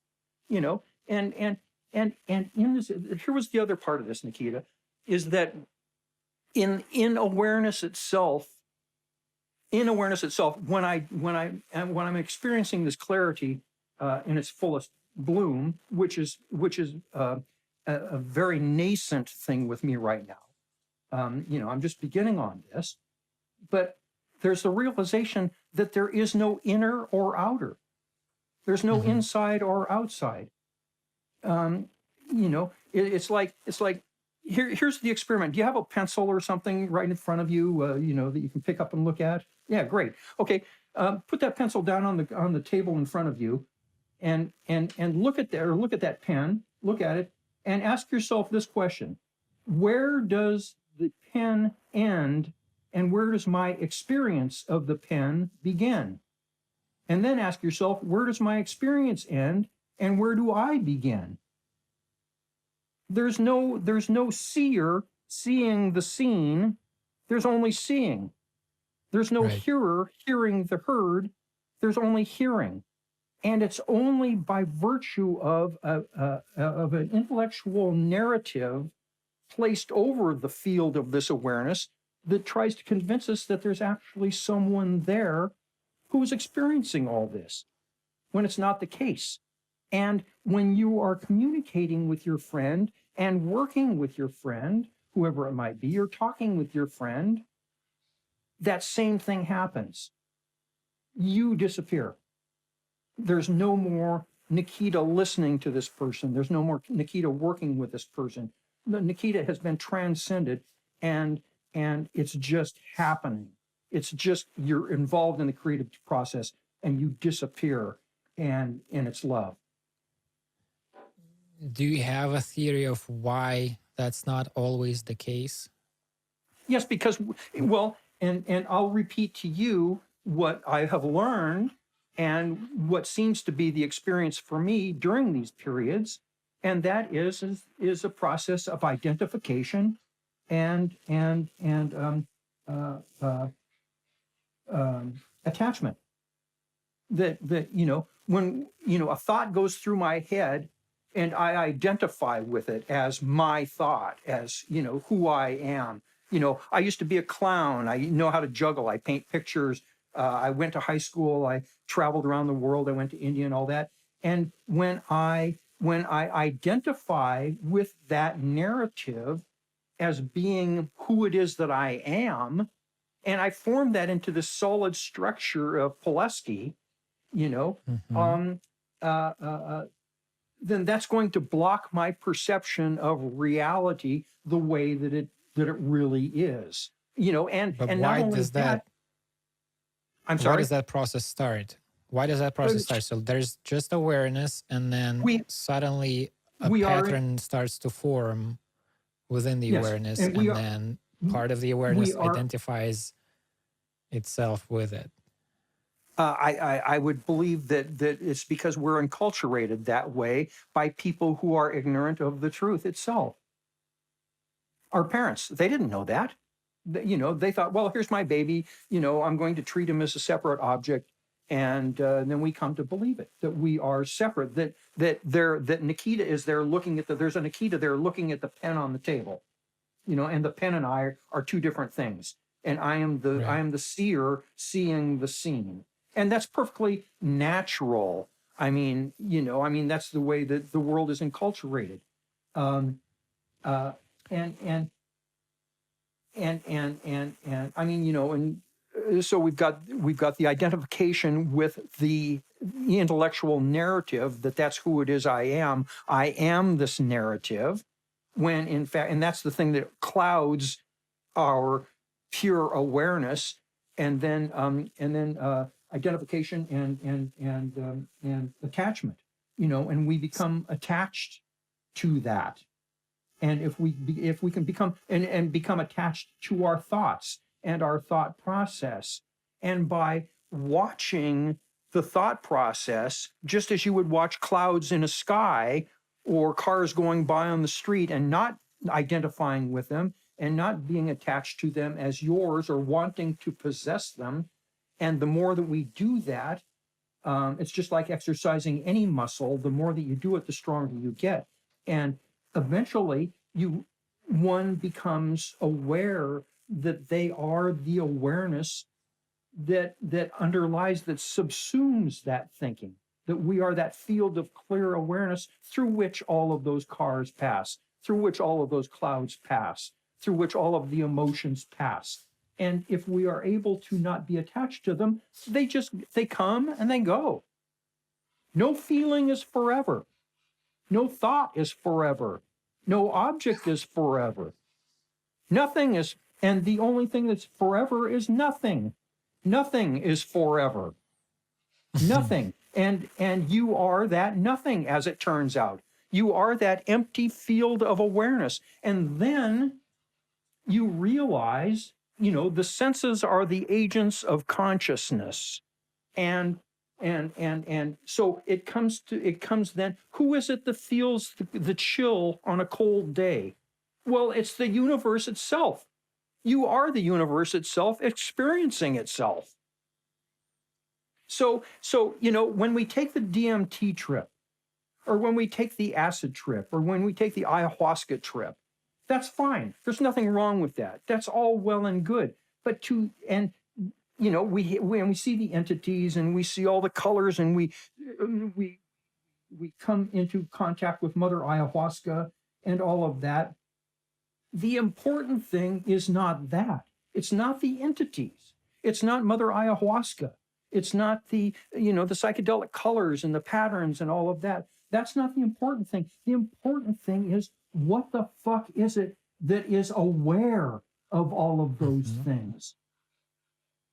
And it's that thing that is aware is unchanging, is constant, I'm quoting now because I don't know myself. Like I said, this is a nascent thing with me, but it is eternal, unborn, and undying. Now, after the negative mystical experience that I have in all of my life, in fact, I have been like I have been like a man trying to negotiate an earthquake on roller skates. I've had no firm foundation on which to stand. So my whole journey has been to try and find a ground of being from which I can live my life, from which this life can be lived. So I don't go jump off the bridge, for God's sakes, because it's so goddamn horrific. We're falling through infinite space into who knows where, and what a terrifying idea that is. Um, so I have searched for that ground of being, and this awareness itself, this great emptiness that contains all things and is actually all things at the same time, because nothing relies on, emptiness relies on form, and form relies on emptiness. One Mm-hmm. couldn't be without the other. And so to realize then in those blissful moments that I am this ground of being, this awareness itself, that doesn't change, that doesn't go away, that's always there, that you don't have to maintain. There's nothing that you have to do to keep it in place. It's just always there. If you realize that's who you are, my God, that's the truth, and the truth will set you free. And there's a firm foundation from which a person can live their life, with all of the what's the word, the vagaries of human existence. So, And again, I mean, this is Buddha talked about the same thing. Jesus talked about the same thing. When sure. Jesus said that, and I'm sorry I don't mean to be Christian here or anything like that, but he was a wise, he got it. He was a non-dual mystic, for God's sakes. It's obvious if you just read him and look at what he said, or what he's purported to have said. But one of the things that he said is, having this pearl of great price. He talks about it in one form, but he also talks about this thing as the man who built his house upon the rock, as opposed to the man who built his house upon the Right. sand. And the man who built his house upon the rock, this unshakable foundation, when the storms come, then he can withstand them. There's nothing. But if the man who builds his house upon the sand, which is to say, who takes his security in the form of that which is transient, material Right. possessions, and and all of that, when the winds of change come, he's going to be blown away. I'm not sure about the best way to connect this to what you were saying, but one thing I've been thinking about is whether there has to be this contradiction between the culturally established ways of thinking and the thing that you're talking about. Yeah. And I don't think there has to be that contradiction. It's just a challenge and creative project to create a culture that, if you use the Plato's cave analogy, to put the shadows on the wall of that cave that maybe would, part of the play of those shadows would be a story about how there's a cave and you can get out, or part of it can be just something that's Exactly. uplifting, Well, or not be not be a negative experience, at least. And so yeah. I'll just share this recent feeling I had. Well, two things I want to share. One about identity, and the other about ideas and culture in general. Right. The one about ideas is, I've spoken here with John. I talked about this notion that I was Ideas as entities. thinking about, writing about, wondering, and sort of like at one point I was trying to kind of develop it into something, a framework. And the notion is that ideas can be seen as living entities, living beings with Right. which you can establish relationships. You can, be good to them, and then maybe they would be good to you. You could be a premise for figuring out which ideas you want to get engaged with and which you don't, etc. So I was like in that headspace for a few weeks. And prior to that most recent DMT trip of mine, I was thinking about it as like maybe there's something really there. Like maybe it's a seed of a way of thinking about the situation that would be actually accurate. Like maybe that's, if you develop it further, that would be an accurate description of what is happening here, that there's this world of ideas, on and on. And then I smoked that changa, and I should go in like 15 or 20 minutes, I think, because Leo really wants to take a walk and he's been You bet, complaining sure. for a while You now. bet, that's fine. And so I smoked that, mixture of herbs, one of which contains DMT. And in between the trips, I thought back about this idea, about ideas, that framework. And with a little bit of sadness, I had to break it to myself that it's nowhere close to being an accurate description of what is happening. Yeah. It's just, I was in that experience that we don't have Words to. fail. Yeah, words fail. And this thing that I had hopes for in terms of being an accurate description, it's just very clear it's not. It's nowhere close, and I don't have an accurate description, and I don't know if it's possible to have an accurate description. So there was a little bit of a letdown there, but then immediately after, I thought, well, that doesn't mean you need to abandon it, because as long as you're engaged with the play of the shadows on the wall, as long as that's what you do normally, well, then you need to figure out a good way to do a good play, right? A play that's uplifting, a play that maybe, part of the sure. message of the play is there's a cave, etc. So that's That's just why we my have thinking drama about and art. Yeah. So I guess my conclusion there was that the measure of this idea or other ideas should be not whether it's true, whether it's an accurate description, but rather whether it's a description that's helpful, whether it makes the situation better or worse. Yeah. And I guess a part of it is if within your narrative there's a way out of that narrative, right? If the narrative, if somehow, so sort of, the Tao Te Ching starts with the Tao that can be expressed in words is not real Tao. It's a beautiful way to start a book about the Tao. You're saying everything that follows this first sentence is definitely not the thing that I'm talking about. Right, exactly. Isn't this like Gödel's incompleteness theorem or something like that? That's probably true, but I'm not educated enough to. The book by Daniel, was it Daniel Hofstadter? I can't remember now. Wrote Gödel, Escher, and Bach. That book, the great, incredible book. But that's a side point. Go on, continue on with what you're saying. I forget if that was the author, but so that's one thing, and then the other thing is, I was asking you about the source of this.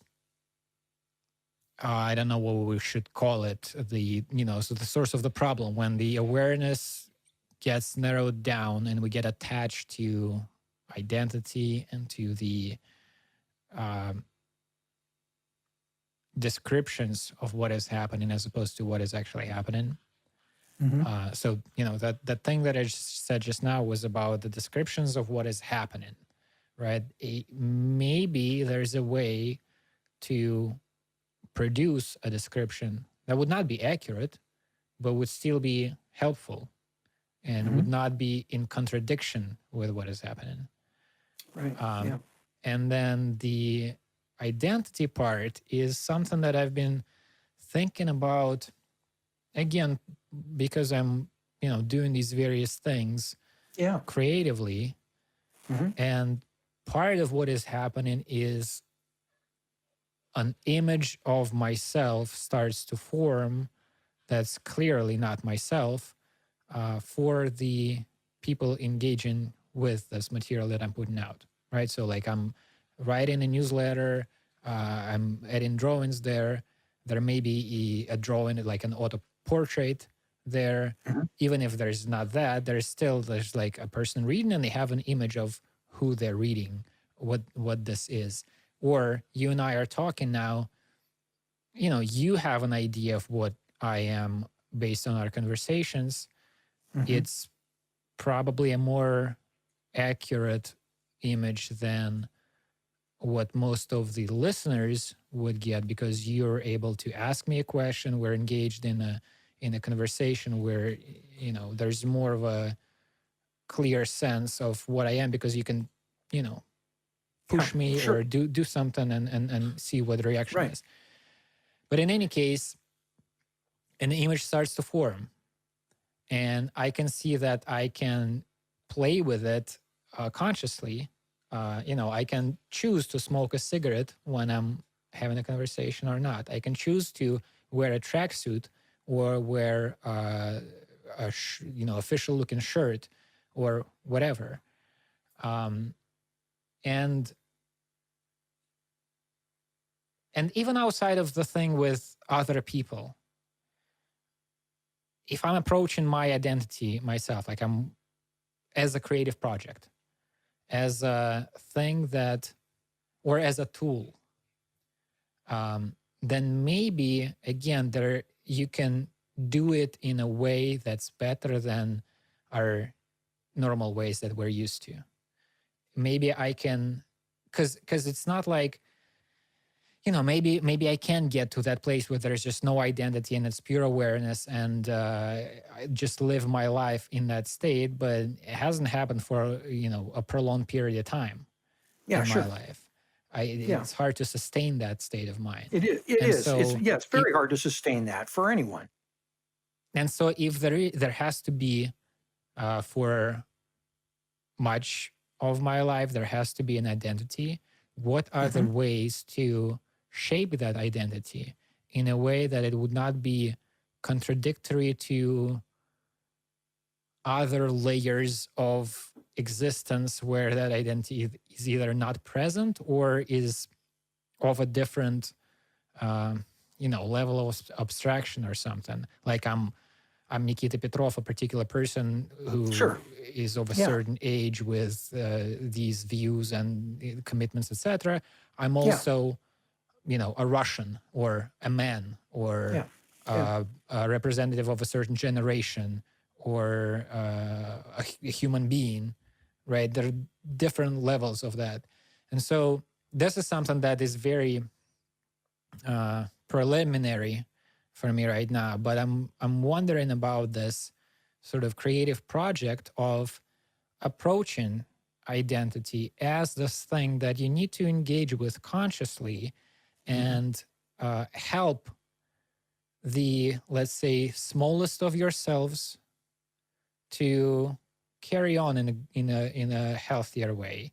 And if you can establish a good working relationship, uh, a loving relationship between various versions of what you are, various identities that we change like we change clothes, Hmm. then if they all uphold one another and get each other closer to a dissolution and this free flow of something that can be named, as opposed to a plan for the next week of Nikita Petrov, the Hmm. person who lives there and then does this, then maybe that sounds like a worthwhile project.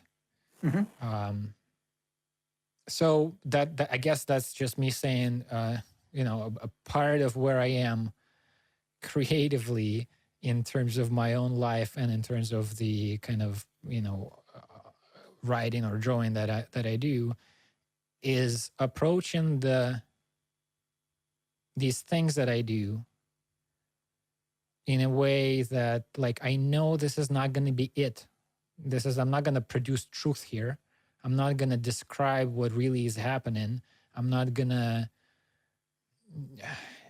put the uh, put the thing that can be put in words, put that in words, or draw an image of God or whatever.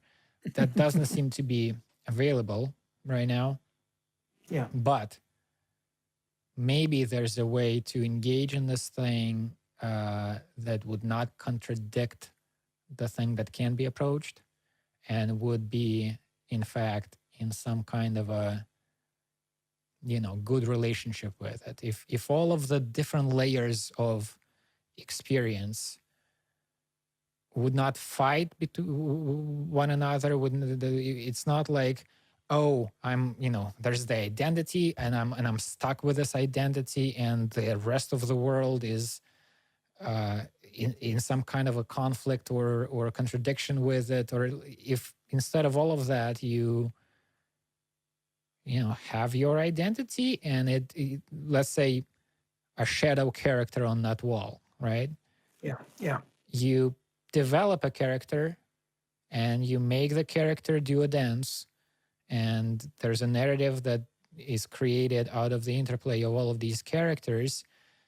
If you're mindful, if you have artistic integrity and good intentions, and you actually put some effort into it, then that narrative, the life of that character, and what other characters get out of the interaction with that character, and what the audience looking at the shadows get out of the whole play, and you as an artist, the person who created the character, if all of you get something out of this, that you feel better, and you find meaning in all of this, then the play doesn't have to be a documentary. Right. No, I think that the characters that we create are some of the most important and wonderful pieces of art that we will ever do. The person that I am, this character that I am, the persona that I am,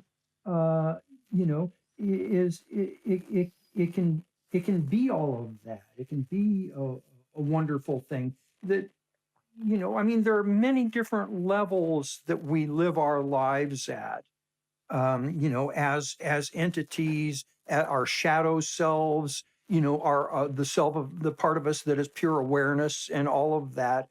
And I think the closer that we can get to realizing that greater self that we are, the awareness self that we are, then we can come back, into the world and play with our all of those other things, and create this character that is a shadow on the wall for the other participants. That can be a good thing. That's what we're doing right now, you and I. We're Right. We are dancing the shadows on the wall for one another, and creating those things. Right. I think that part of that process, the creative thing that you want to do that will be a good thing on that wall, part of that process is the spiritual practice that keeps one foot in both worlds, that reminds us of our fundamental ground of being, and yet at the same time still operates in the world and manifests that brings our spiritual realizations into the world, and it continues to create these dramas and these shadows on the wall for one another, and that's a beautiful thing. I think that to realize that, or to even want to realize that deeper self, well, there's this old mystical bromide that says that suffering is the first grace. Mm-hmm. And the reason that that's true is that if you suffer enough, you're going to want to find out the reason that you are suffering. And eventually that will lead you to this deeper truth. If you're really suffering a lot and you really are tired of suffering and you just don't want to suffer anymore, you'll keep on that path for 30 years if you have to find out what the deeper truth is. But there are many flowers in the field, and they all grow with different colors and in different ways, and it's all okay.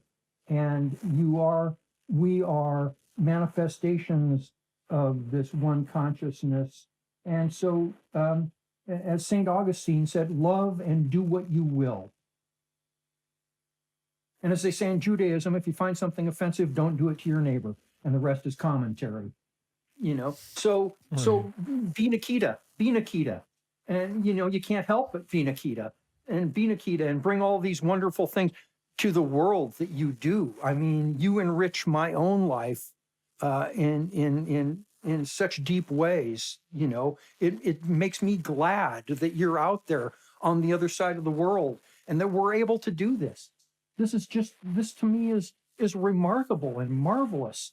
And this thing that you and I create, that you were talking about, that subsumes the conversation itself, that transcends the conversation itself, this thing that's love, that is there, that we can't put our finger on, but we know that it's there.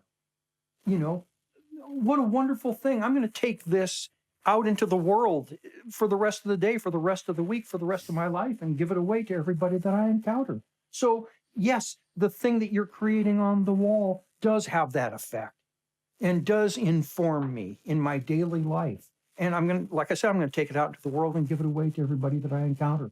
So, the thing that you are on the other side of the world will have a direct influence on Seattle today.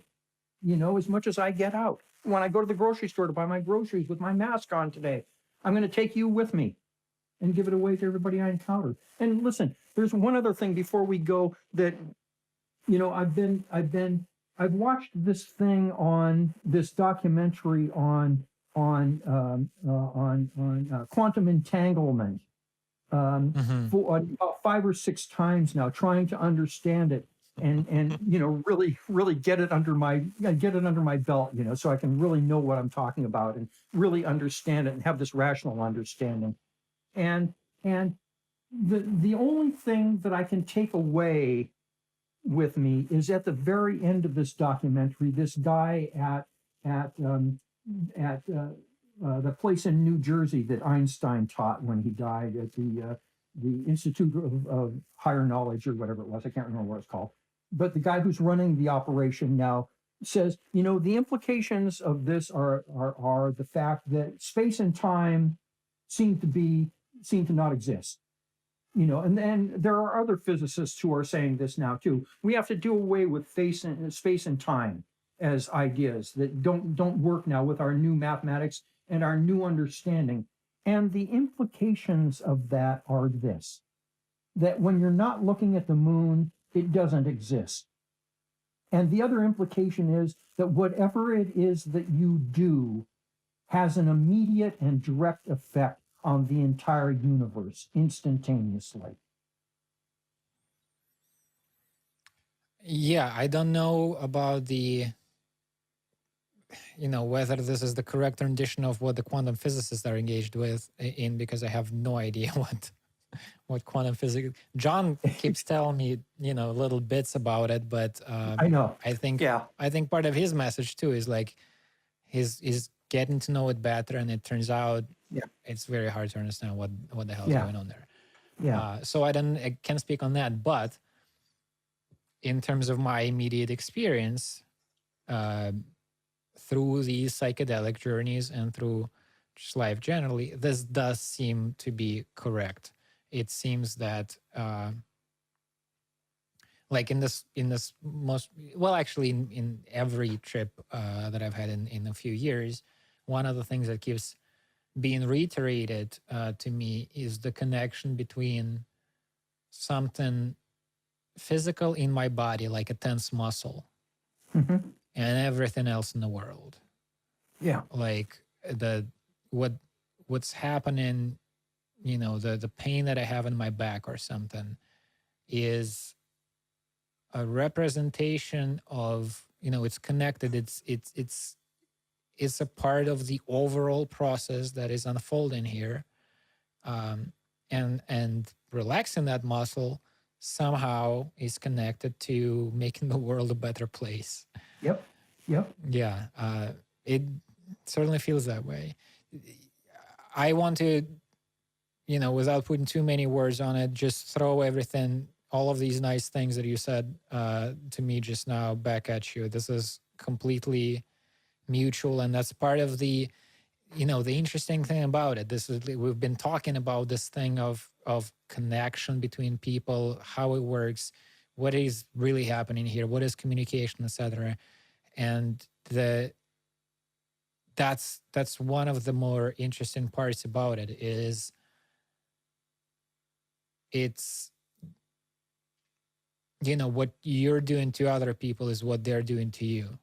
What if you and another person are engaged in any kind of interaction, you're doing the interaction to one another.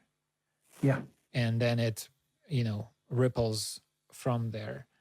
So so it's really helpful to start getting a little better at this stuff, at having a conversation that actually makes both participant feel better at the end of the conversation.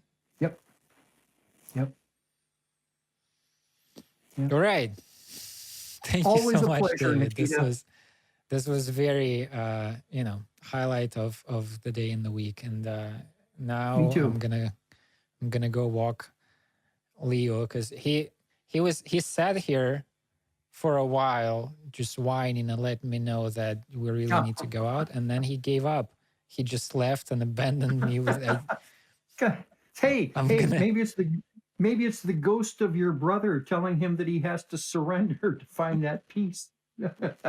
I mean, I feel guilty now. I'm gonna have to do something to Go take him for a walk. I'm gonna get him a treat and Good. Go for a walk. My regards to Karina. She sends hers as well. Yes. Good deal. Always a pleasure, All right. Nikita. Take care, my friend. Thank you so much. You bet. Thank you. Bye-bye.